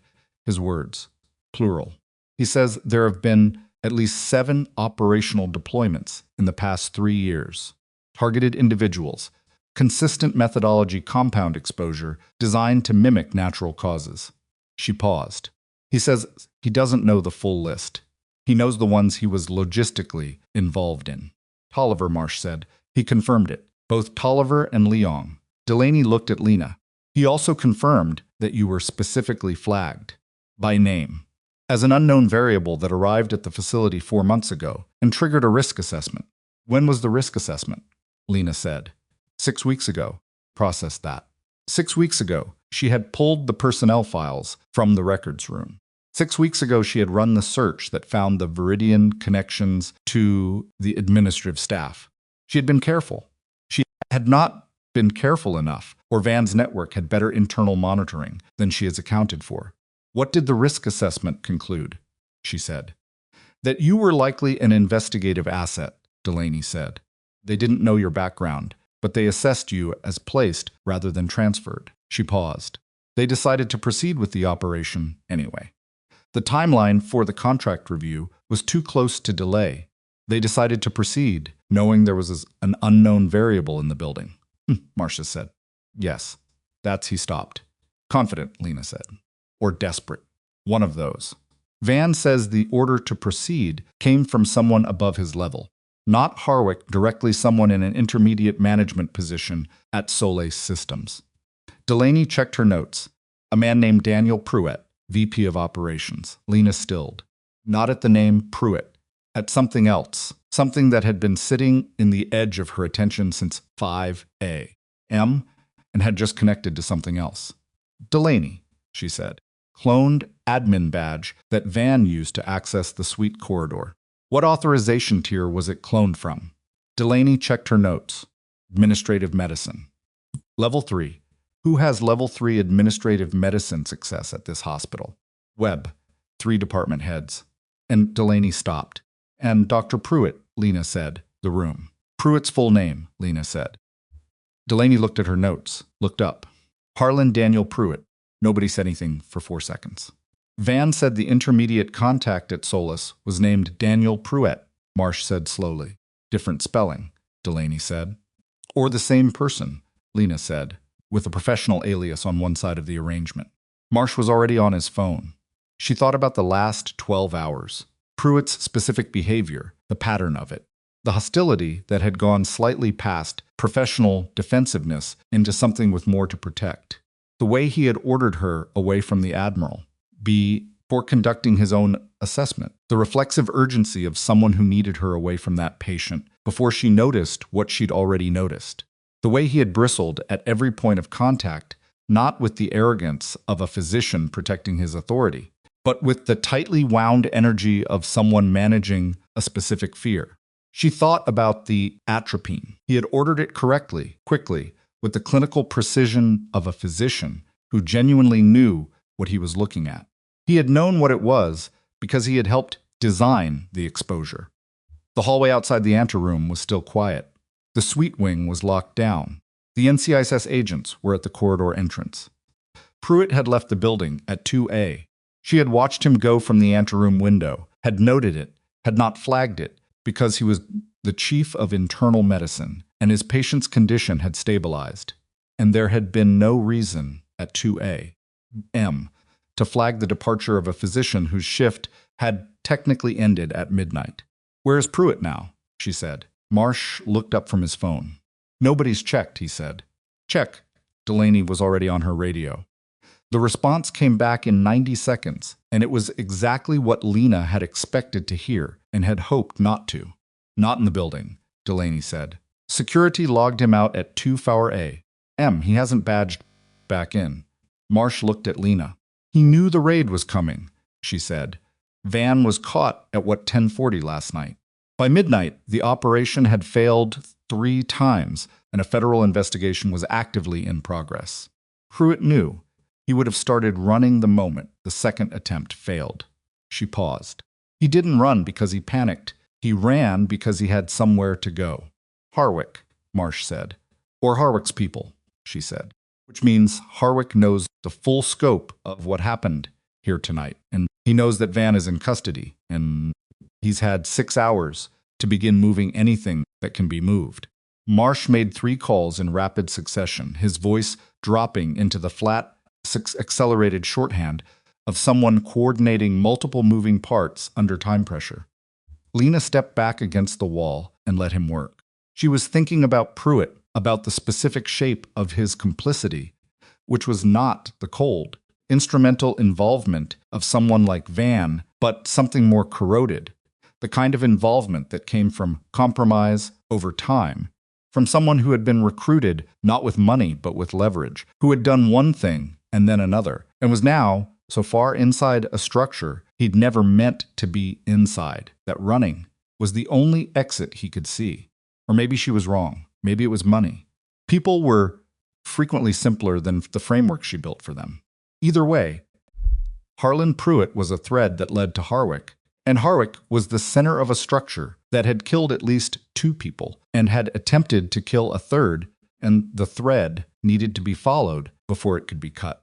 She was going through this, standing against the corridor wall, when her phone buzzed. Unknown number, different from the one she'd used before. She stepped into the consultation room, closed the door, and answered. The voice on the other end was one she did not recognize. Male, calm, the specific, cultivated calm of someone who had practiced being calm in situations that did not merit it. Ms. Vasquez, the voice said. You've been very busy tonight. She said nothing. I want you to know that I don't hold tonight's events against you personally, the voice said. You were given an assignment. You executed it competently. That's professional conduct, and I respect professional conduct. Kept her breathing even. The problem, the voice continued, is that you've now reached the edge of what your assignment covers. The Admiral is alive. The review will continue. Those are outcomes I've already begun adjusting my plans around. A pause. What would be inadvisable, genuinely inadvisable, is continuing to work backward from Viridian toward anything else.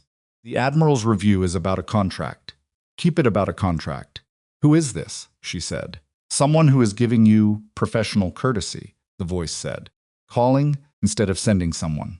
Like the 3 people you sent tonight? A pause. Those were operational necessities. You weren't the target. I'm aware. Then you understand the distinction, the voice said. And you're intelligent enough to understand the implication of what I'm telling you. She looked at the closed consultation room door. Let me ask you something, she said. Go ahead. The components, she said. The defective components your contracts delivered. Field failures. She paused. Do you know what those failures cost? Specifically, people using that equipment. The voice was quiet for a moment. That's not a productive direction, it said. I think it is, she said.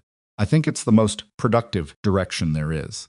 Because you're calling me to tell me to stop, and you've given me a professional courtesy framing for a threat, and you seem to believe that the most important variable in this situation is whether I continue looking into your organization. She paused. It isn't. The most important variable is whether the evidence recovered from your laboratory tonight is sufficient to support a prosecution. And I can tell you, from what I understand of what was found, that the answer to that question is almost certainly yes. The voice on the other end was silent for 3 full seconds. Be very careful, Ms. Vasquez, he said. I'm always careful, she said. The thing I'm best at. She ended the call, stood in the consultation room for 4 seconds with the phone in her hand, mapping what she had just heard, what it meant, and what had to happen next. Then she opened the door and walked back into the corridor and looked at Marsh, who was still on his phone, and waited for him to finish. He ended his call and looked at her and immediately read something in her face. What happened? He said. I just received a call, she said. Unknown number. The voice told me to stop looking into Viridian. He used my name. He knew the details of tonight. Marsh went very still. It wasn't Pruitt, she said. The voice, the manner that was someone senior. Someone who has had to manage problems like this before and is accustomed to doing it from a distance. She looked at him directly. I think it was Harwick. You think he called you himself? I think he called me himself because he's confident, she said. He's been untouchable for 3 years. 2 investigators are dead. He has lawyers and subsidiaries and enough structural insulation that he's never had to run from anything. Called me because it has always worked. Before identify the unknown variable, apply direct pressure, eliminate the problem. And this time, she looked at him. This time I recorded it, she said.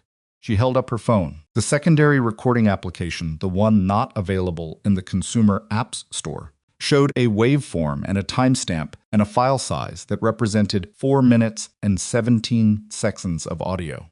Marsh looked at the phone, looked at her. That's admissibles in federal proceedings under the one-party consent laws applicable in this state, she said. Yes. He took a breath. Then his radio crackled, and Delaney's voice came through tight and fast. Marsh, we've got a problem at the Solace offices. The secondary raid team is on scene, and the building is empty. Not cleared out, abandoned. Security cameras, servers, furniture, all of it's there. But every person who should have been in that building when the team arrived is gone. Lena looked at the wall. How long would it have taken to get everyone out of that building? Marsh said. If they had warning, she thought, 2 hours, maybe less. The first attempt failed at 10:45. Then they had the warning at 10:45, she said. And they had 6 hours. Marsh swore under his breath. Harwick's moving, she said. The call wasn't a threat. It was a distraction. He was buying the time he needed to finish moving, whatever he needed to move, and he called me because he knew I was the person most likely to be pushing toward the next step, and he wanted 90 seconds of my attention pointed at him instead of at what his people were doing. She was already moving toward the corridor. Where are you going? Marsh said. The lab, she said. Not the Solace offices, the research lab your team raided this morning. Whatever they didn't take from the offices, whatever was too large or too documented to move quickly, it's at the lab.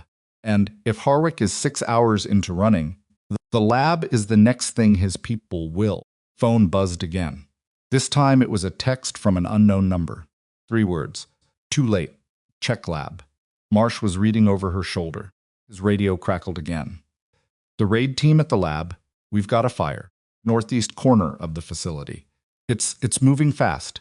This accelerant pattern looks deliberate. Lena and Marsh looked at each other. The lab burns, she said. The synthesis signature evidence burns with it. We pulled samples this morning, he said. Before or after they had warning? Stopped. She could see him calculating the same thing she was calculating, the gap between when the first failure occurred and when the lab raid team arrived on scene, which was approximately 7 hours, and what a well-organized team could do to a laboratory in 7 hours when they knew exactly what to remove. The samples we pulled, he said slowly. We need to confirm the chain of custody. The samples weren't. His radio crackled a third time, but this time it wasn't Delaney, and it wasn't the lab team. It was the NCIS agent posted inside the Admiral's suite. Marsh, the agent's voice was flat and controlled in the way that meant the speaker was managing something significant. The Admiral is asking for Vasquez. He says it's urgent. He says he needs to tell her something he didn't tell the debrief team. Lena was already walking. He says it's about Tolliver, the agent said. He says Tolliver gave him something. Before the review started, he says he didn't know what it meant until now. She reached the suite door and pushed through it. The Admiral was sitting up fully for the first time, pushing against the incline with both arms. His face was pale, and his IV line was pulling slightly from the effort, but his eyes were completely clear. And he was looking at her with the specific, focused urgency of a man who had been lying in a hospital bed for hours, putting something together, and had just reached the conclusion. Tolliver sent me a file, he said, 6 months ago, when he assigned me the review. He said it was background documentation. I read it, filed it. I didn't connect it to anything operational because it looked like historical procurement data. He paused, breathing carefully. It wasn't procurement data. Lena came to the bedside. It was a personnel file, the Admiral said, buried inside a procurement archive. Someone who had been inside Solace Systems for 2 years collecting internal documents, operational logs, synthesis records, communications between Harwick and Pruitt, and 3 other names I didn't recognize. He looked at her. Tolliver had an inside source, Vasquez, someone who had been building an evidence archive from inside Harwick's operation for 2 years. The file I have contains a location, a physical location, where a secondary evidence cache was deposited in case the primary investigation was compromised. Primary investigation was compromised, she said. Twice, he said, which means the cache is still there. Where? He told her. She looked at him for 1 second. Then she turned and walked out of the suite and said 2 words to Marsh, who was standing in the anteroom with his phone in his hand and his expression set to a kind of controlled disbelief that she was starting to recognize as his default state in her presence. We need to go, she said. The location was a self-storage facility on the western edge of Pensacola, 12 minutes from Calloway by the route Marsh drove, which was not the fastest route, but the one that kept them off the two main corridors that Lena had identified in the 90 seconds between the suite and the parking structure as the most likely vectors for surveillance if Harwick's people were watching hospital egress. Marsh drove. Delaney was in the back seat with her weapon, unholstered and resting across her knee, which she had done without being asked, which Lena noted and appreciated.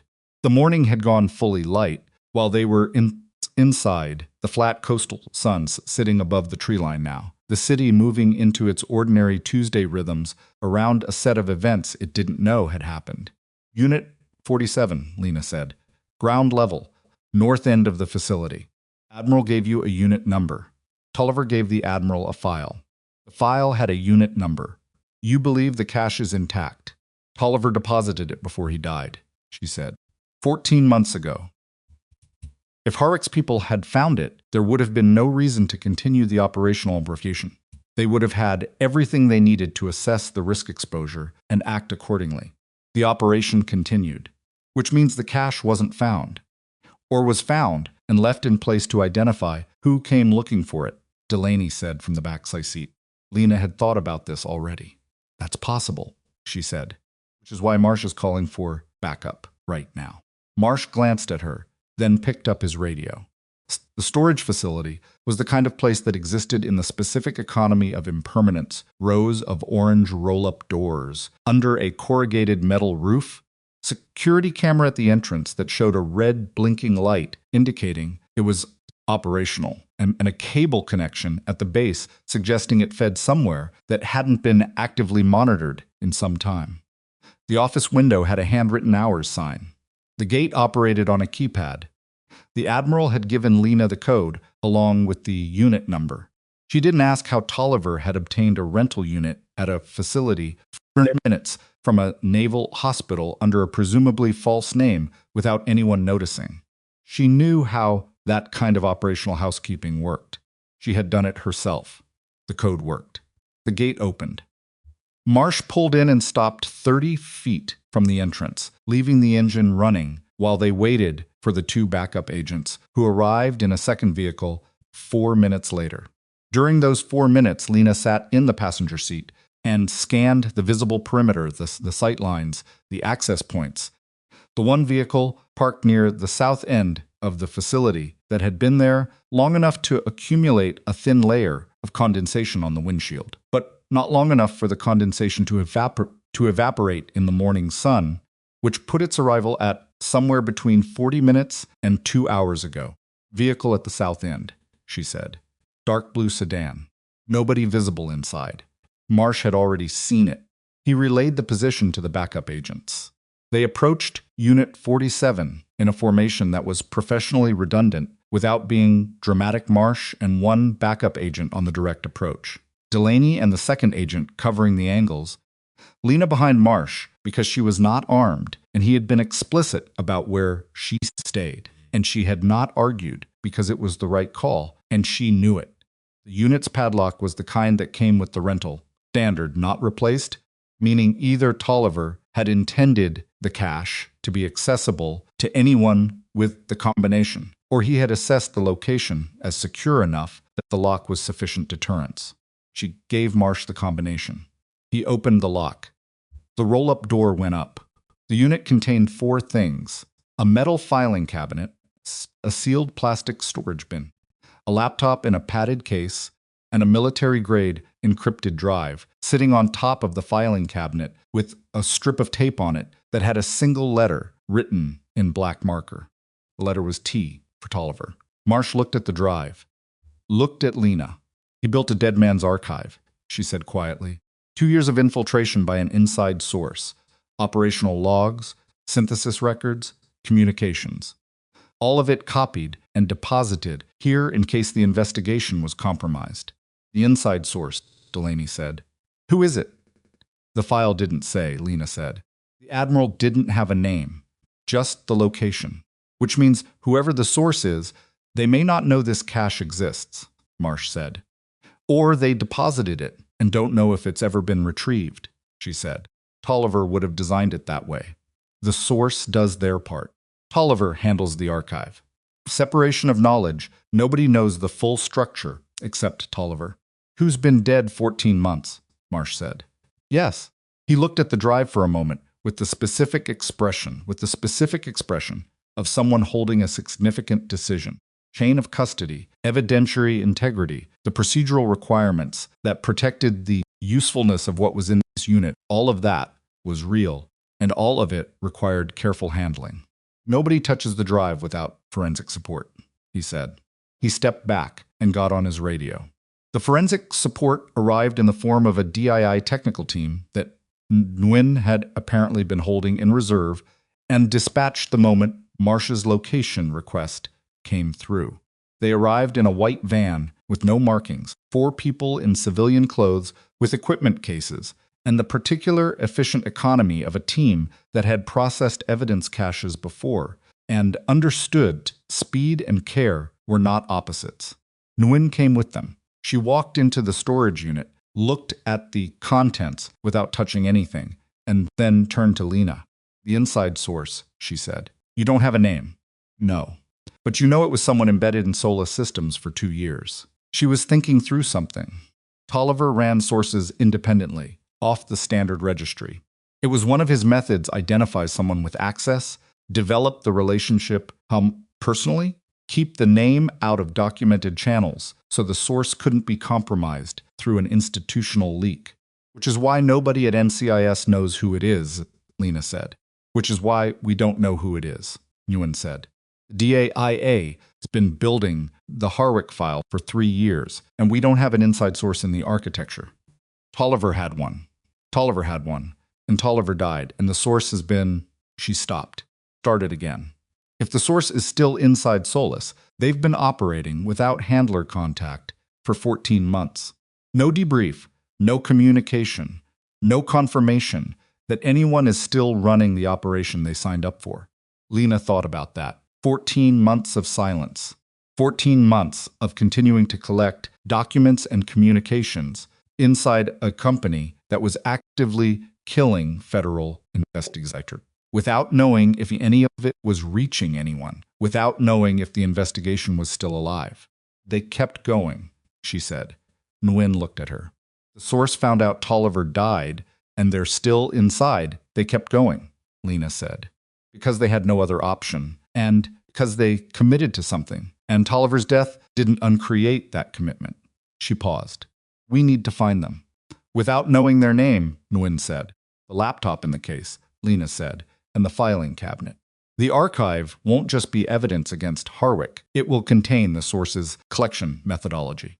Dates, document types, access patterns. If we know what they collected and when, we can cross-reference with who had that level of access inside Solus. Nguyen looked at the technical team. Priority 1, she said. They set up a field processing operation in the storage unit that was functional, if not comfortable, 2 technicians on the laptop, 1 on the filing cabinet, 1 handling the encrypted drive with the specific careful attention of someone who understood that the wrong approach to a military-grade encryption system would lock the contents permanently. Marsh took a call outside the unit that lasted 11 minutes. When he came back in, he had the expression of a man updating a situation map in his head. Pruitt, he said. We found him. Lena looked up. He used his personal credit card at a gas station 40 miles north of Pensacola at 6:43 this morning. We have him on a trajectory toward the Alabama state line. He paused. He's not going to make it across. He's not running to Harwick, she said. No. His phone pinged a tower near his mother's house in Mobile. Marsh's expression did something complicated. He's 62 years old, and he's running to his mother's house. She thought about what she'd said to herself earlier, that Pruitt's complicity had the corroded quality of compromise over time, not design. That he'd been recruited, leveraged, moved incrementally into something he'd never intended to be fully inside. That didn't exonerate him. 3 people were dead, and 1 had come within a margin of error of being a 4th. When they bring him in, she said, he'll talk. Probably, Marsh said. People like Pruitt usually do. It's the people who built the structure who stay quiet. Harwick's lawyers will be faster than your warrant, she said. They already are.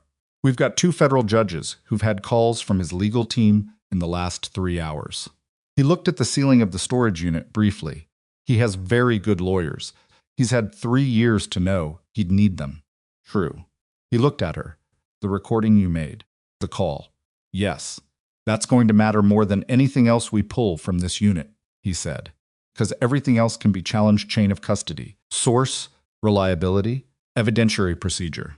But a recording of Harwick's voice, specifically referencing the operation, by name, in response to what happened at Calloway last night, is him confirming he knows what happened at Calloway last night, she said, which puts him at the center of the operation. His lawyers will argue he was responding to news reports. The first media report on the Calloway incident didn't appear until 7:42 this morning, she said. Called me at 5:51, 2 hours before any public report. Marsh looked at her. I checked, she said. The laptop yielded its first significant output at 9:47 a. A folder structure that one of the technicians is described as extremely organized, which made Lena think of Tolliver and the way he had talked about the source during their one conversation in which the source had come up 8 months ago in the parking structure in Alexandria. She's meticulous, he had said. She thinks the way you think. Lena had filed it at the time as a generic pronoun used in a hypothetical context. Now she understood it differently. The files were organized chronologically and by category. Communications, financial transfers, synthesis logs, personnel records, operational planning documents. Communications folder contained archived message threads between Harwick and a cascade of intermediaries, Pruitt's alias, appearing in 47 separate threads, alongside names she didn't recognize, and 3 that she did from the Viridian corporate registry she had built, from the public contractor database. The synthesis logs were the most damaging. Dated, detailed, cross-referenced to batch numbers that matched the field analysis from the hospital vial and from the samples the raid team had pulled from the Swiss laboratory that morning. The logs documented production of the specific compound sequence organophosphate base layer, cardiac glycoside secondary component across 7 separate production runs in 22 months. 7 runs. 3 confirmed deployments. 4 that had not yet been accounted for. Lena looked at the number 4 for a long moment. There are 4 deployments we don't have attributed, she said. Nguyen looked up from the filing cabinet where she'd been working through physical documents. We know about Tolliver and Leong. The logs show 7 production runs. 2 officers, 1 admiral, 3 attempts at the admiral last night. That's 3 deployments of the current batch. The previous batches account for Tolliver and Leong. She did the math in her head. 7 runs minus 3 accounted for deployments leaves 4 that aren't on any current list. The room went quiet in the particular way that rooms went quiet when a number changed the scope of something everyone thought they understood. Other targets, Marsh said. People we've ruled natural causes on who weren't. Or people who survived and had no reason to connect a cardiac event to a defense contractor, she said. Still alive and don't know they're designated. We need to cross-reference the production run dates with flag rank officer medical events in the relevant time frame, Nguyen said. She was already on her phone. Lena stepped outside the storage unit and stood in the morning sun and breathed through the specific weight of what she had just said, which was not abstract. People. 7 production runs meant 7 times. Someone had decided that the right solution to a professional problem was a compound that killed quietly and left the bodies looking like they had simply gotten old too fast. She stood in the sun for 60 seconds, letting the weight exist without resolving it, which was the only honest thing to do with it. Then she went back inside. The encrypted drive took until 11:15 to access, and when it opened, it was not what any of them had expected. It was a video file, a single file, 43 minutes long, date stamped 11 months ago. A woman sitting in front of a plain background, no identifiable features in the frame, no window, no distinctive objects. She was perhaps 40 or perhaps younger and tired in a way that read as older. She spoke directly to the camera in the specific, careful cadence of someone who had prepared what they wanted to say and was going to say all of it without stopping. She identified herself by a number, not a name. She said she was an employee of Solis Systems. She said she had been approached 2 years prior by a naval intelligence officer who had asked her to document any evidence of fraud, falsification, or criminal activity she encountered in her work. She said she had agreed because she had personally reviewed the field performance reports against the internal testing data and understood what the discrepancy meant in practice. She said she had seen photographs that a service member had sent to a Solis Systems contact, photographs of failed equipment taken in a location she had been told not to identify and that she would not identify here. She said the photographs had shown what the equipment failure had cost the person who took them. She described in precise and factual language the synthesis operation, the production runs, the operational planning documents she had copied, communication threads she had archived. She gave batch numbers. She gave dates. She gave the names of the people in the communications, including Harwick, including Pruitt's alias, including 2 additional names that Nguyen wrote down with the compressed speed of someone who recognized them. She said she did not know if anyone was still running the investigation that had recruited her, but that she was leaving this recording in case the answer was no, and in case it mattered to whoever eventually found it. She said she was going to continue doing her job until she was told to stop, or until something prevented her. She said her name was not something she would put on a recording, but that if the person watching this had the access to find this drive, they had the access to find her through the production run documentation and the access logs she had included in the filing cabinet. She looked at the camera for a moment. After she finished speaking, the look of someone who had done what they came to do and was living in the space after it. Then the video ended. The storage unit was completely silent. Nguyen looked at the filing cabinet, at the technician who was still working through the physical files. The access logs, she said. The technician found them in 12 minutes, a separate folder of documents printed, and dated, showing internal system access records with an employee badge number corresponding to a specific personnel file. Personnel file was in the same folder. Nguyen read the name on it. She looked up at Lena. Her name is Sylvia Tran, she said. She's a compliance analyst. She's still employed at Solis Systems, or was, as of the building evacuation 6 hours ago, Marsh said. Nguyen was already dialing. The next 40 minutes compressed into a series of developments that arrived faster than the previous 12 hours, had accustomed anyone to processing. And Lena tracked them from the edge of the operational space, the way she had tracked most things tonight, not at the center, not performing, simply watching and noting and responding when response was required. Sylvia Tran was located at 12:03 p.m. at her apartment in Pensacola, where she had been since 3 a.m. She had not been in the Solis building when the evacuation occurred because she worked a standard schedule and had not been on the list of personnel to report for what the evacuation Nowtech had described as an emergency systems audit. She had been asleep. She woke to 4 missed calls from a Solis internal number and one from a number she didn't recognize, and she had not called any of them back. When Delaney knocked on her door at 12:04, Sylvia Tran opened it, wearing yesterday's clothes, and an expression that suggested she had been awake for some time, waiting for exactly this knock, or one like it. Before Delaney could speak, "Is the Admiral alive?" Delaney said yes. Sylvia Tran closed her eyes briefly. Then she stepped back from the door and said, "Come in. I've been waiting 11 months to talk to someone." The debrief of Sylvia Tran happened at a federal field office rather than at Calloway, which meant Lena was not present for it. She was present for the summary that Nguyen gave her at 1:30 in the afternoon, standing in the Calloway parking structure near Marsh's car in the flat midday heat. Tran's account confirmed the video in every material respect and extended it with 11 months of additional documentation that she had continued to compile after recording it. She had digitally archived everything, to an encrypted personal system she maintained independently of Solas's infrastructure.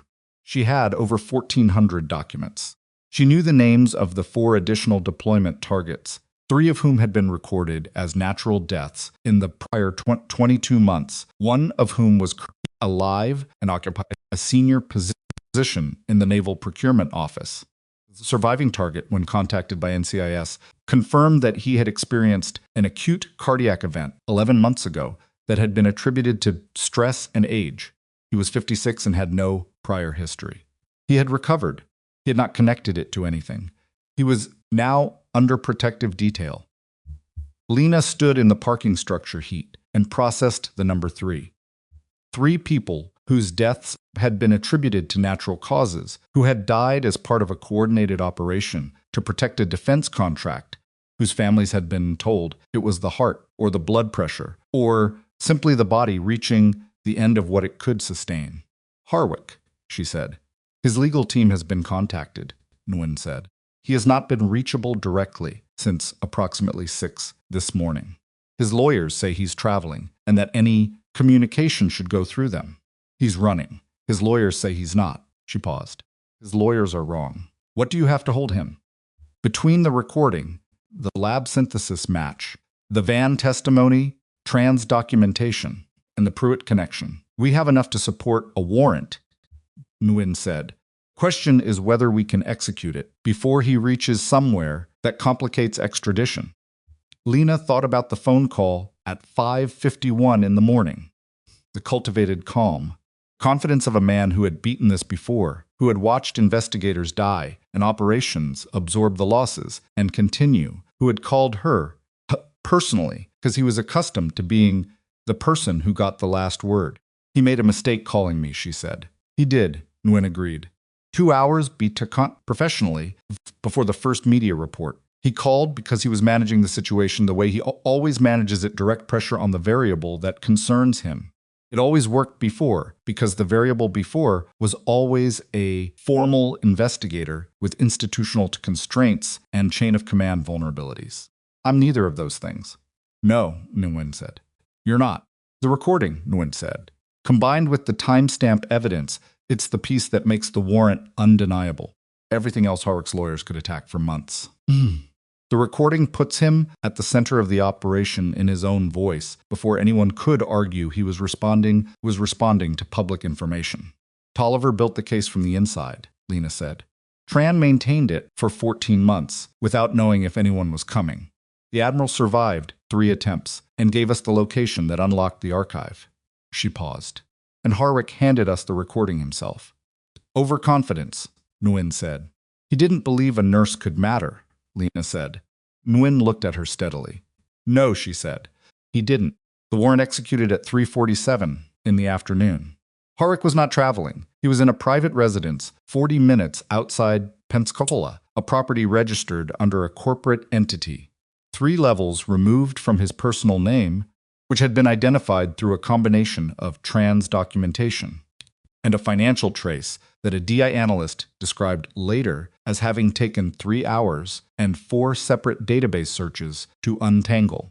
He was in the kitchen when the agents came through the door, and he was wearing a suit jacket over a dress shirt with the collar open, and he was on the phone, and he ended the call without saying anything to whoever was on the other end, and set the phone on the counter, and looked at the agents with the specific, composed expression of a man who had known this was coming, and had decided that his posture when it arrived would be one of the last things he controlled.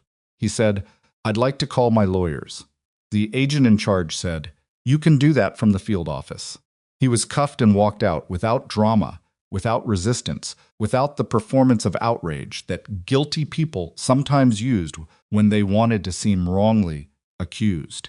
He was 61 years old, and he had built something that had lasted 3 years and killed at least 3 people. And he understood with the cold clarity of someone who had been in control long enough to recognize when control was over. He did not look frightened. He looked like a man closing a chapter. Lena was back at Calloway when the arrest came through. She had returned not because anyone had asked her to, but because the Admiral's transport to a federal medical facility had been rescheduled for 5 p.m. and she had told Adwar she would be there for the transport assessment. And Adwar had said nothing but had also not said no, which Lena had interpreted as the institutional equivalent of yes. She was in the anteroom when Marsh texted her 2 words, "He's in." She looked at the text for a moment, then set the phone face down on the chair beside her.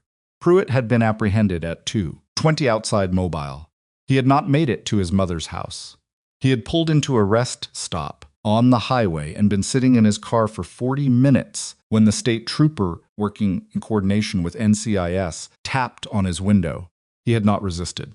He had put his face in his hands and sat there for a long moment before getting out of the car, and the trooper's report would later describe his demeanor as someone who had been holding something very heavy for a very long time and had finally put it down regardless of what putting it down cost him. Lena didn't feel satisfaction at that image. She felt the particular, complicated exhaustion of a situation reaching its conclusion while the full weight of what had been lost inside it was still being counted. 3 people dead, a 4th who had survived by a margin she could measure in the minutes between when she walked through the intake lobby and when the Admiral's hand would have reached the syringe. She sat in the anteroom and let the exhaustion be what it was. 4:15 Administrator Douglas Webb appeared in the anteroom doorway. He looked like a man who had spent 14 hours learning things about his institution that he had not been prepared to learn, and who was now standing in the doorway of a room occupied by the person most responsible for those revelations, trying to compose something adequate. He did not succeed in composing anything adequate. Instead, "Your suspension has been lifted." "Okay," she said. "The board will want a full meeting." To address, he gestured vaguely. "Everything." "Okay." He looked at her for a moment. "Vasquez, I need you to understand that what happened tonight, the way you were treated when you first identified the Admiral's condition, that was—" "Mr. Webb," she said. He stopped. "Right now I'm waiting for Dr. Adwar's transport assessment," she said. "We can talk about the board meeting later." He nodded. Left. She picked up her phone. There was a message she hadn't seen from an unknown number she didn't recognize, but the verification string embedded in the message text was one she did recognize, because it was the same string she'd used to verify the transfer recommendation 4 months ago. The message was 4 words. "He did good work." She looked at the words for a long time. "He Tolliver," past tense. The acknowledgement, from wherever the chain led, that what he had built had held. She thought about a parking structure in Alexandria in the winter, 8 months ago, the particular cold of that evening, the way Tolliver had stood with his hands in his coat pockets and spoken about contingencies with the methodical precision of someone who didn't say the real thing directly, but said everything around it clearly enough that the real thing was audible. She typed back, "So did she," for Tran, and hit send. Then she put the phone in her pocket and walked into the Admiral's suite. He was sitting up fully now. Better color, the monitors showing numbers that it wore, had described that morning as acceptable, which for this situation means good. He looked at Lena when she came in and said nothing for a moment, which was the specific silence of someone who had been waiting for her. "They got him," she said. He exhaled a long, slow release that was not quite relief, and not quite grief, but something between them, the specific exhalation of someone who had been carrying something since, before they knew they were carrying it. "The others," he said. "The officers." "We know about 3, she said. "Their families will be told. Their records will be corrected." She paused. "It won't be enough." "No," he said. "It never is." He looked at the window. Tran, in protective custody, cooperating fully, stayed inside for 14 months after Tolliver died. He said, "Yes," without knowing if anyone was coming. "Yes." Quiet. "What happens to you now?" he said. She considered the question. Webb had lifted the suspension. The board would want a meeting. NCIS had a debrief scheduled. The DIA had 2 separate requests for her time. And somewhere in all of that was the actual question, the one about what the next 4 months looked like. And that the for, after that, and whether Calloway was still the right position now that the operational reason for being here had resolved. I don't know yet, she said honestly. He looked at her. You could go back. To what? Whatever you were doing before nursing. Thought about it, genuinely. The way she thought about things she had already decided, but hadn't formally acknowledged. No, she said. I don't think so. Why not? She looked at the monitors, the numbers ticking steadily behind him. Because last night, in the intake lobby, I saw something wrong with a patient, and I fixed it, she said. That's the clearest thing I've done in a long time. She paused. The other part, the rest of it that was necessary. This is what I'm actually good at. He was quiet for a moment. You're good at both, he said. I know, she said. I'd rather only need one of them. The monitor beeped once, routine, a rhythm check that resolved cleanly and continued. Outside the suite, the corridor had people in it. Again, Adwar arriving with the transport team. 2 NCIS agents shifting position, the ordinary sounds of a hospital resuming its work after a night that had tried to break it in several directions and hadn't managed. Lena moved to the side of the bed and did the same thing she had done at 11 p.m. the night before and at 4 a.m. and at 7:40 and again at noon, 2 fingers at the Admiral's wrist, counting the rhythm, feeling the specific character of it, the thing that numbers described and hands confirmed.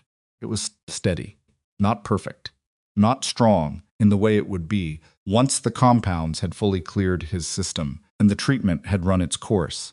Steady and consistent and fundamentally itself, the rhythm of a person who had survived what had been done to him and was going to continue.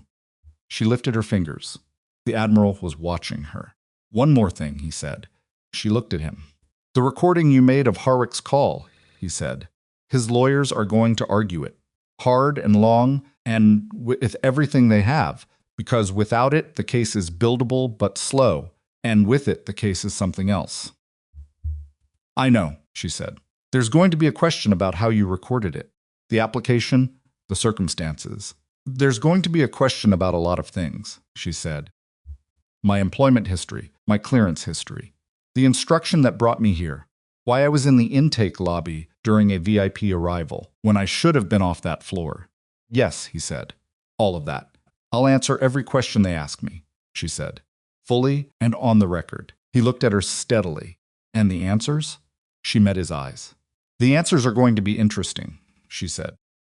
Outside the suite, Adwar knocked twice and opened the door, and the process of preparing a patient for transport began with the systematic, organized motion of a medical team that had received its instructions and was executing them, and Lena stepped aside to give them room to work and stood against the wall where she had stood at the beginning of all of this and watched the monitors and the team and the Admiral's face and thought about 4 months and 14 months and 22 months and all the time that had gone into building something that had almost worked and had finally, in the early morning of an ordinary Tuesday, begun to come apart.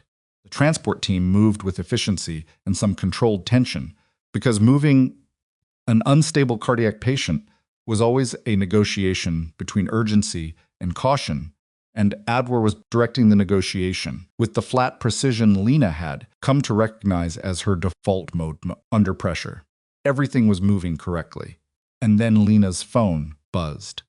A number she had seen exactly once before, the number from the 551 call. Not a voice call this time, a text. 3 words and an attachment. The words were, "Check the Admiral." She looked at the text for 1 second with the particular, arresting quality of a message that should not exist from a number that belonged to a man who was currently in federal custody and whose phone had been seized as part of his arrest processing, and who should not have been able to send anything to anyone. She looked at the attachment. It was an image, low resolution, taken from a distance, but clear enough to identify the subject. The subject was a woman in a hospital corridor. The corridor was Calloway's suite wing. The timestamp in the corner of the image was 4:47 a.m. The woman was Adwar. She was standing outside the suite door, and she was looking at her phone. And on her phone's screen, captured at the angle and resolution of a camera that had been positioned well, and operated by someone who knew what they were doing, was a message thread that contained, in the frame of the image, one visible line of text. Secondary compound response window 6 hours. If primary fails, initiate protocol. Lena read the line twice. She looked at Adwar, who was 3 feet from the Admiral with her hands on the IV line adjustment. And she looked at the Admiral. And she looked at the transport team arranged around the bed. And she held the image on her phone and understood in a single, complete, terrifying instant that the recording from Harwick's number had not been sent by Harwick. It had been sent by whoever had sent Harwick a message when the primary operation failed. Whoever was still in this room. 3 feet. Adwar's hands were 3 feet from the Admiral's IV line and moving with the practiced, unhurried confidence of a physician who had earned the right to move that way in every room she entered, and Lena had approximately 4 seconds before the transport preparation reached the point where an additional compound introduced into the IV port would be indistinguishable from a procedural adjustment. She moved without announcing it. She crossed the room in 2 steps and put herself between Adwar and the IV stand, not aggressively, not with the visible urgency that would trigger the wrong responses from the transport team, just solidly, physically present in a way that required Adwar to stop or make contact. Adwar stopped. She looked at Lena with an expression that was, for one fraction of a second, something other than surprise. That fraction was enough. Step back from the line, Lena said. Quiet. Flat. The tone she used when she needed to be completely clear without creating a situation, before she had backup to manage it. Vasquez, what are step back? The transport team had gone still. One of them, a young male nurse named Garrett, who had been on the Admiral's transport detail since noon, looked between Lena and Adwar, with the expression of someone watching a situation develop faster than his training had prepared him for. What's happening? The Admiral said. Lena kept her eyes on Adwar. Don't let anyone touch the IV line. Adwar's expression had settled into something controlled and evaluative, not the manufactured surprise of a person wrongly accused, not outrage, not confusion. Control, the specific compressed control of someone rapidly calculating options. This is Vasquez. You've been awake for 8 hours. Show me your right coat pocket, Lena said. The room was completely still. Adwar looked at her. The calculation behind her eyes was visible if you knew what you were looking at, and Lena knew exactly what she was looking at because she had spent a careers reading the specific moment when a person decided which way to go. Adwar went left. Not for the door toward the monitor bank, the equipment-dense corner of the suite, where the physical complexity of the space created the most interference, where 3 pieces of rolling equipment and a cable array made the room suddenly harder to move through. It was a trained response, not a panicked one, the kind of movement that came from someone who had thought about what they would do if this moment arrived. Lena anticipated it by half a step, caught Adwar's left arm at the elbow, and used the redirected momentum to turn her, applying the same wrist control she had used in the corridor at 5 a.m. and the same economy of motion that did not look to the transport team. Like anything except 2 people in a very close, very tense physical negotiation. Don't, Lena said. Adwar stopped moving. Her breathing was controlled. Her face was controlled. Everything about her was controlled except the way her right hand was angled away from her body, not toward the pocket, but away from it, the involuntary distancing motion of someone protecting something they'd already decided they couldn't use. Garrett, Lena said, get Marsh right now. Garrett went. She held Adwar's arm and waited. What came out of Adwar's right coat pocket, when Delaney reached in with gloved hands 40 seconds later, was a pre-filled syringe, smaller than the others, thinner, the kind of precision dosing instrument used for medications that required exact titration.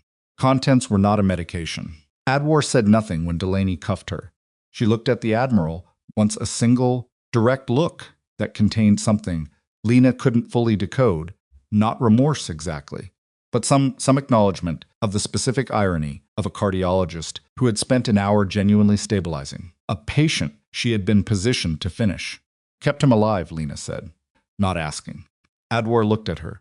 I'm a physician, she said. I wasn't going to let him die badly. Just quietly.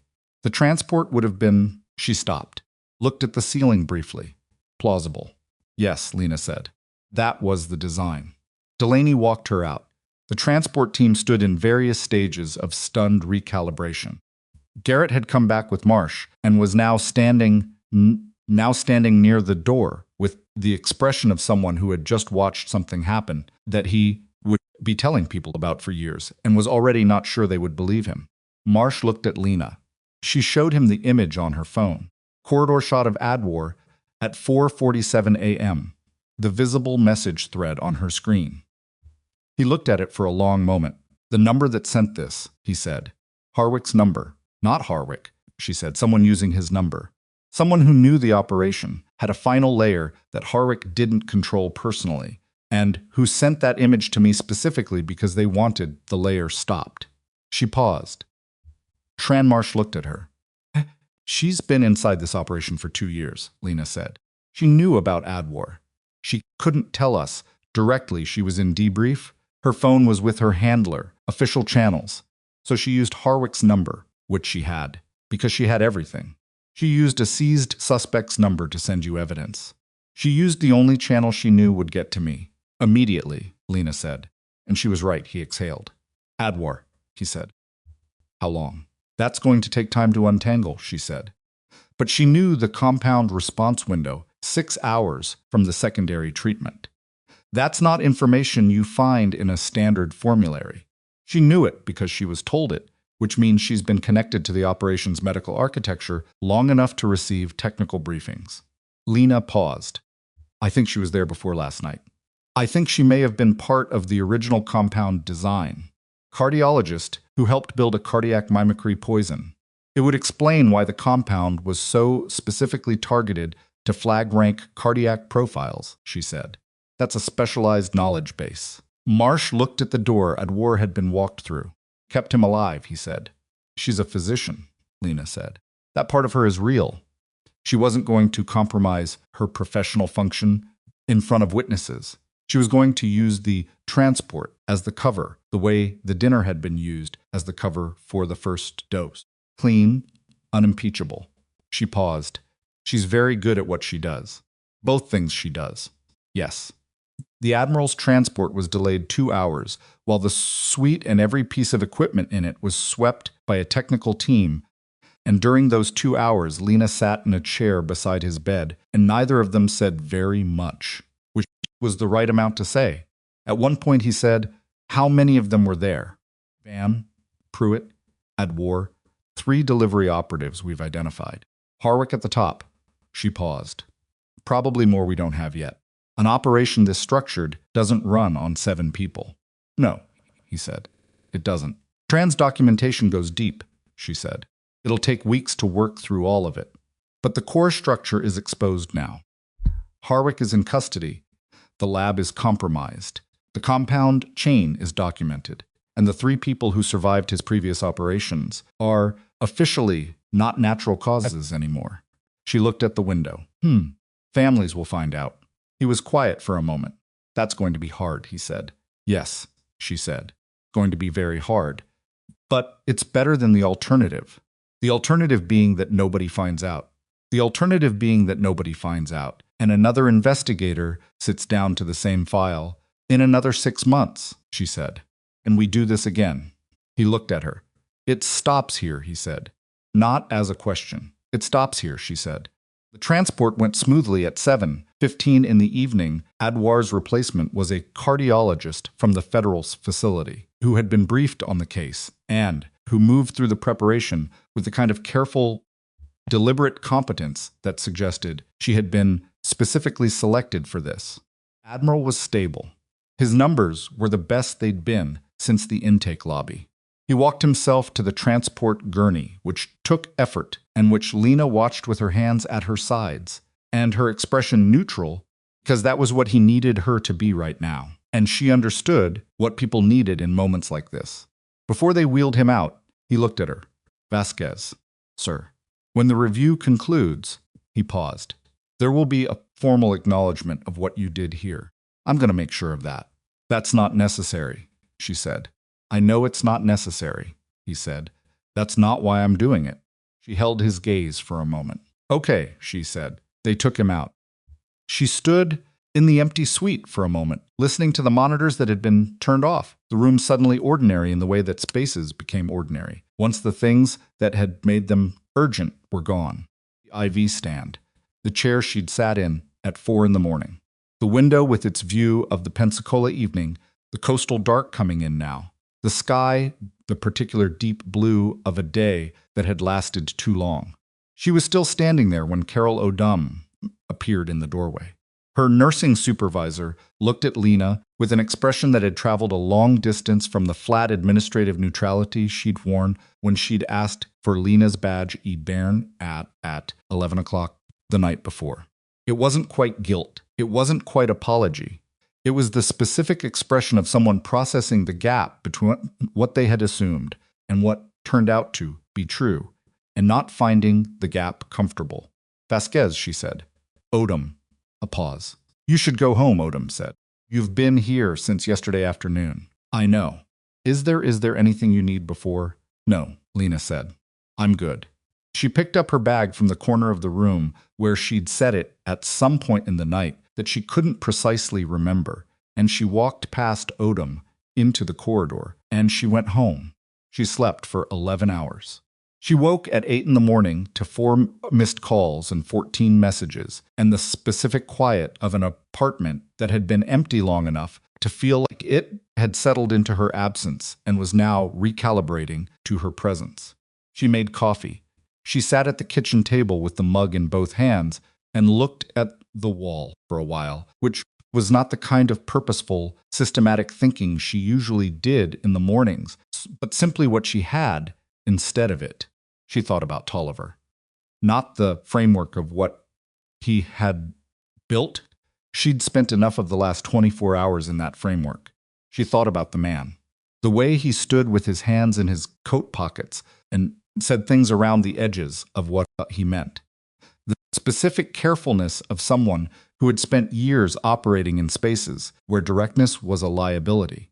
He had built her into a contingency plan without telling her she was one, which was either a profound act of trust or a manipulation she hadn't had the standing to refuse, and she had not yet decided which it was and suspected the answer was both.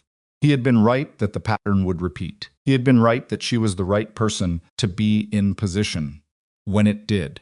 He had been right about almost everything, including, apparently, the decision to die without letting anyone who could have protected him know he was in danger, because if he had, the inside source would have been exposed before the archive was complete, and the case would have collapsed before it was built. He had made himself the expendable part of his own plan. She didn't know how she felt about that. She suspected she was going to be figuring it out for a long time. She picked up her phone and read the messages. The first 3 were from Marsh. 4th was from Nguyen. The 5th was from the DI debrief scheduler. The 6th from NCIS.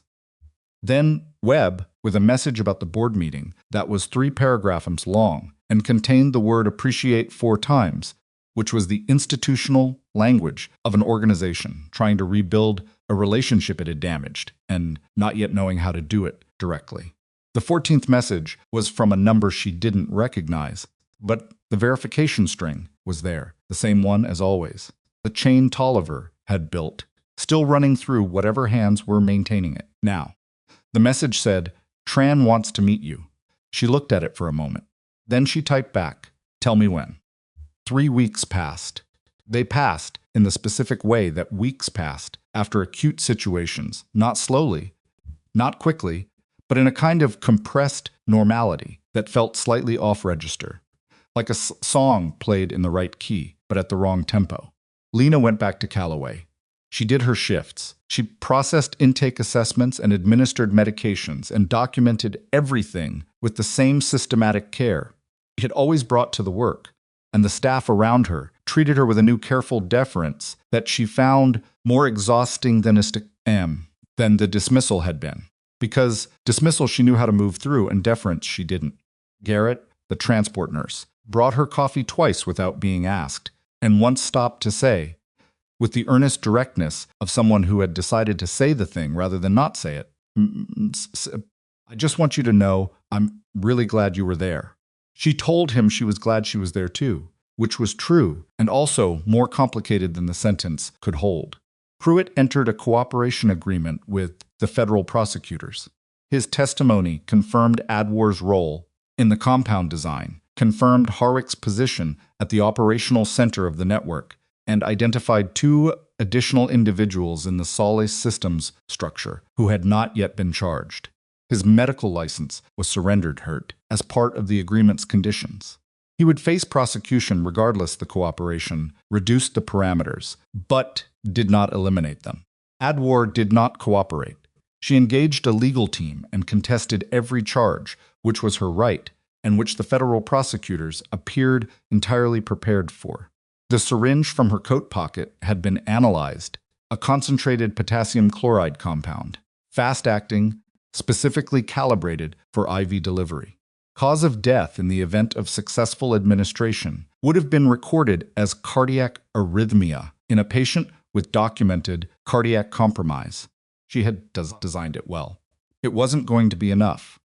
Between trans documentation, the compound analysis, the 447A M corridor photograph, and the message thread visible on her phone screen in that image, Adwar's legal team had spent 2 weeks not finding a workable defense and had communicated this to their client in language that eventually produced a second cooperation agreement, this one considerably less favorable than Pruitt's, confirmed everything. The compound's design was hers, commissioned by Harwick 18 months ago, delivered through Pruitt's alias, modified 3 times based on the biological profiles of specific targets. She had been recruited not through blackmail, as Pruitt had been, but through payment. She named the amount. It was large.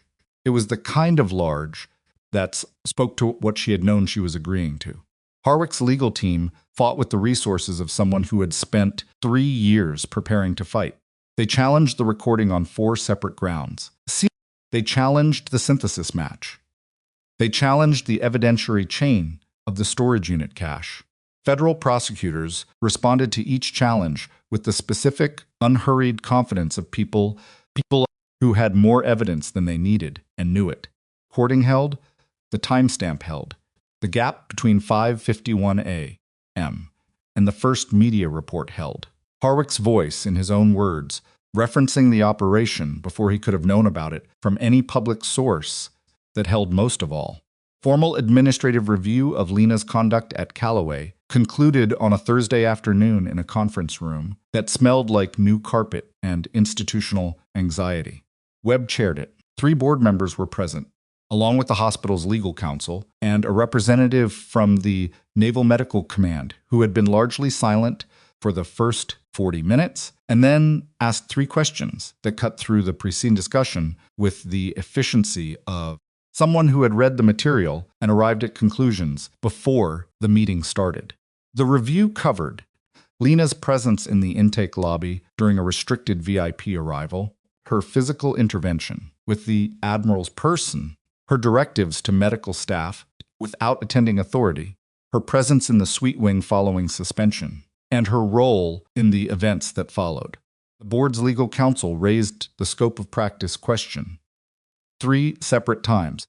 The Naval Medical Command representative said the 3rd time it came up.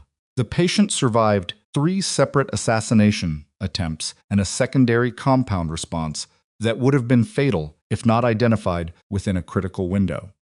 The identification occurred because of this nurse. Are we genuinely having a scope of practice discussion? The legal counsel said, there are procedural. Answer the question, the representative said. They moved on. The review concluded with a formal finding that Lena's interventions had been clinically appropriate, that the circumstances had constituted an emergency that superseded standard protocol constraints, and that the suspension had been issued without adequate factual basis, given what was subsequently known. Webb read the finding aloud in the flat, careful tone of a man honoring a process he'd been the wrong side of. Then he looked at Lena and said, "I owe you an apology. You were working with what you had," she said. "That's generous." "It's accurate," she said. "You didn't know what was in the building." "Did, and I didn't tell you." "That's a reasonable part of why things went the way they went." He looked at her for a moment. "Why didn't you tell me?" She thought about it honestly. "Because telling you would have required explaining things I wasn't sure you were cleared to know, and I wasn't sure how you'd respond, and I couldn't afford a response that slowed the situation down." She paused. "I made a judgment call. It was the right call, but it wasn't comfortable for you, and I understand that." He nodded slowly. "Are you staying?" he said. She looked at the table. For now. She met Sylvia Tran on a Saturday in a coffee shop that neither of them had chosen for sentimental reasons, but that had a corner booth with sight lines to both exits, which both of them had noticed when they walked in and neither of them had commented on. Tran was younger than the video had made her look 36, with the specific quiet composure of someone who had spent 2 years carrying a weight in silence and had not yet fully recalibrated to a world where the weight was gone. She wrapped both hands around her coffee cup and looked at Lena with the direct, assessing gaze of someone who had been told certain things about this woman and was deciding for herself what was true. "He talked about you," Tran said. Lena looked at her. "Tolliver. Not by name. He never used names. He said there was someone he'd worked with who had a particular combination of skills, and that if things went wrong, she'd be the person he'd trump to be in the right place." She paused. "He said you were better than you knew." Lena was quiet for a moment. She stopped. "He was precise about most things. I think he may have been imprecise about that." "You saved the Admiral's life 4 separate times in 18 hours, Tran said. "Call that precise." "The 4th time was because of you," Lena said. "The image.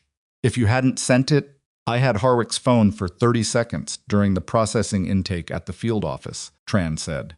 "My handler stepped out. I had the image on my own device from the monitoring I'd been running on the building's internal cameras." She paused. "I didn't know if it would reach you in time." "It reached me in time."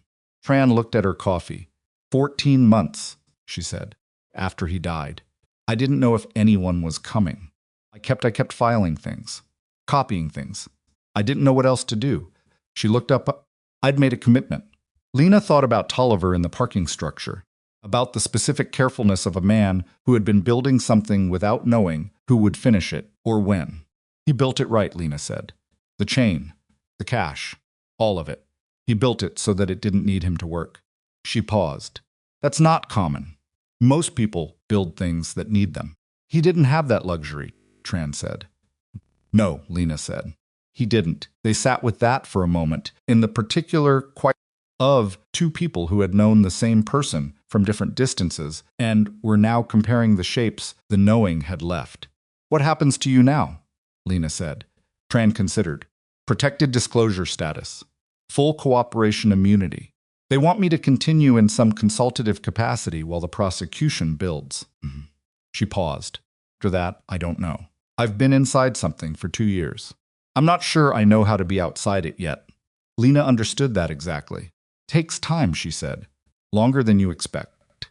And then one day, it doesn't feel like being outside it anymore. It just feels like being somewhere." Tran looked at her. "How long did it take you?" Lena thought about it honestly. "I'll let you know when I get there." Tran almost smiled. Small and real, and it changed her face completely. The exhaustion lifting for one moment to show what was underneath. Not someone who had been broken by what she'd done, but someone who had been shaped by it, forged into something harder and more specific and more alive than they might otherwise have been. Preston Harwick was formally indicted on 11 counts 6 weeks after his arrest.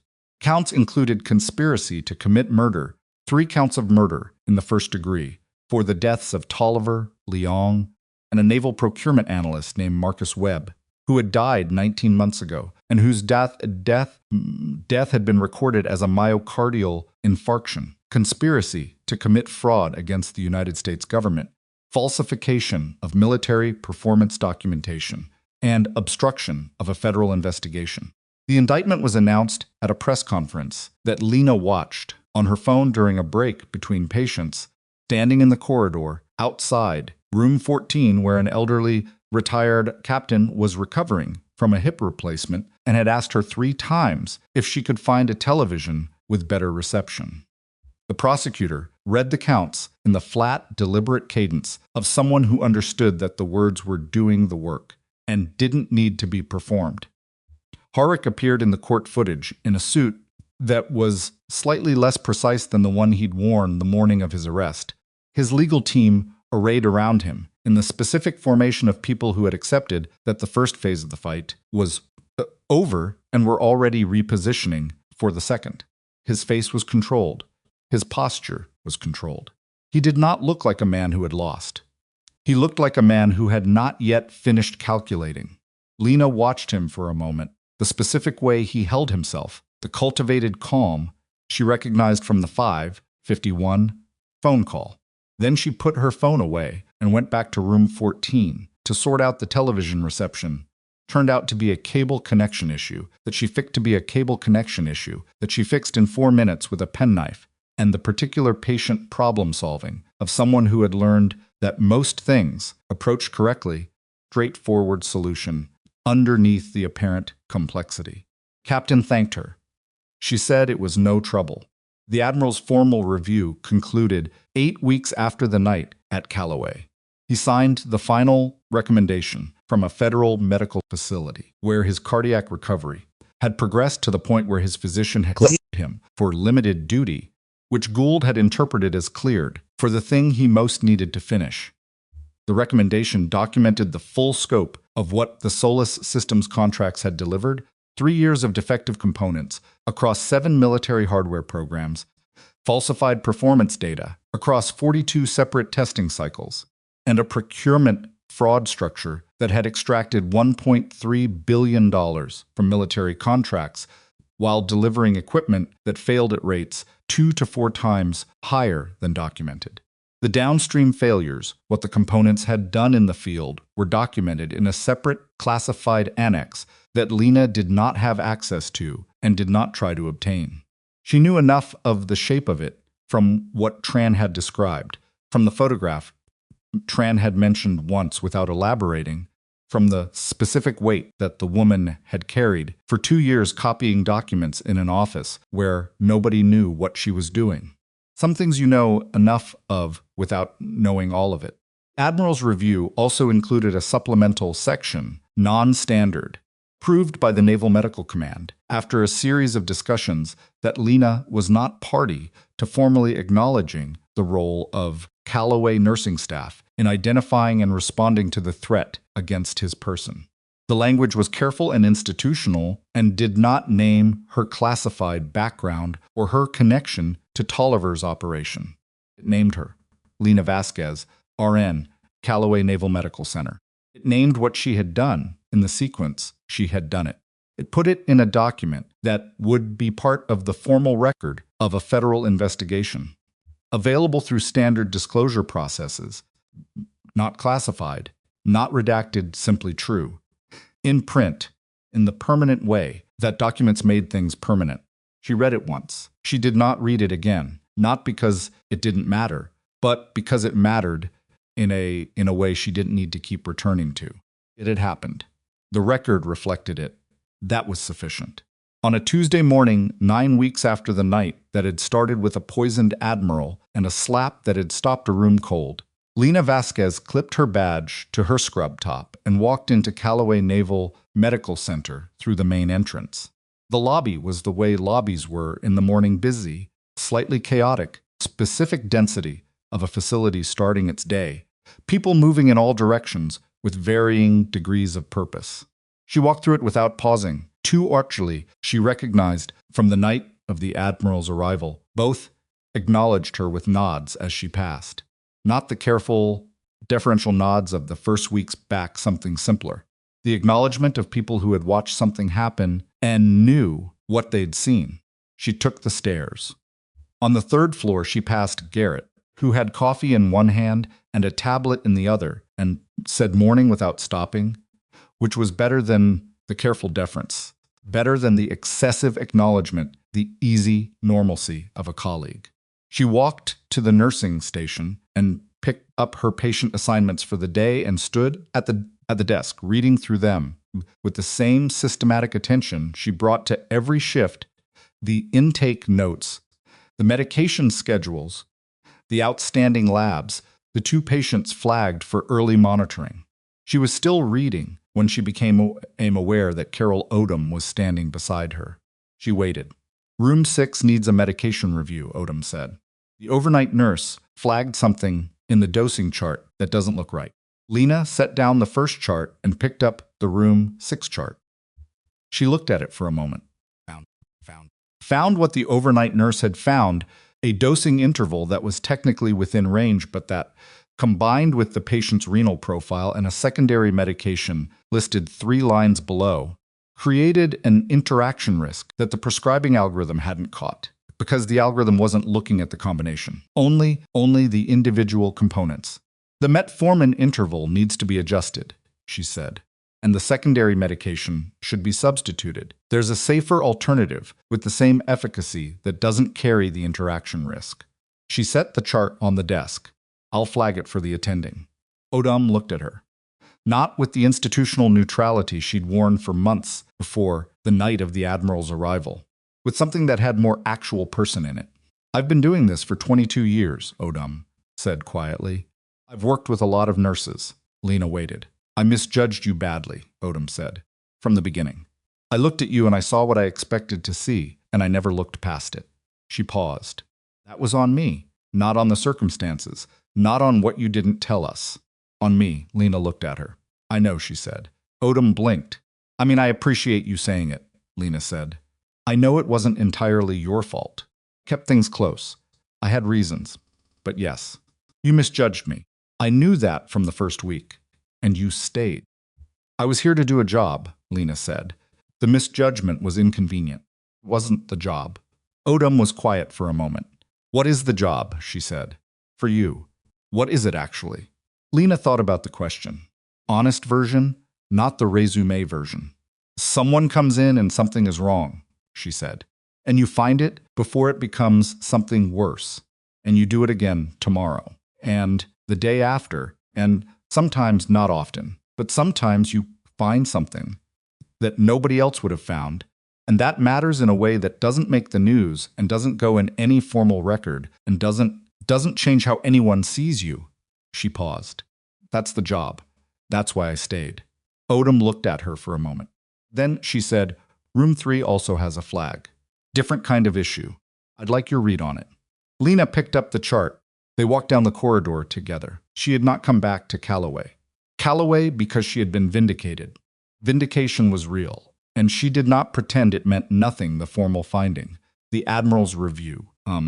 Her name in a document that reflected what had actually happened, all of that mattered. It settled something that had been unsettled. It put the true version of events into the record where it belonged. But vindication was not the reason she was here. She was here because in room 3, there was a patient whose chart had a flag that needed her attention. And in room 6, there was a dosing interaction that needed to be corrected before the morning medication round. And in room 9, there was a retired naval officer recovering from pneumonia who had mentioned yesterday that his breathing felt different than it had the day before, which was the kind of detail that most people would have noted and most people would have attributed to normal recovery variants, and that Lena was going to follow up on this morning because she had learned not to attribute things to variants when her attention was already on them. She had spent years hiding what she was capable of. She had decided, somewhere in the middle of a night that had required everything she had, that the hiding had cost too much and produced too little, not because the world had finally seen her, because she had finally stopped cooperating with a version of events in which her value needed to be invisible to be safe. Strongest thing she had ever done was not stopping a poisoning or intercepting a man in a hospital corridor or staying on her feet for 20 hours while an operation tried to succeed around her. Strongest thing she had ever done was walk back into this building and clip her badge to her scrub top and pick up the charts and start the day. She had spent a long time believing that the best she could offer the world was a smaller version of herself. She had been wrong about that, and she was not going to be wrong about it again.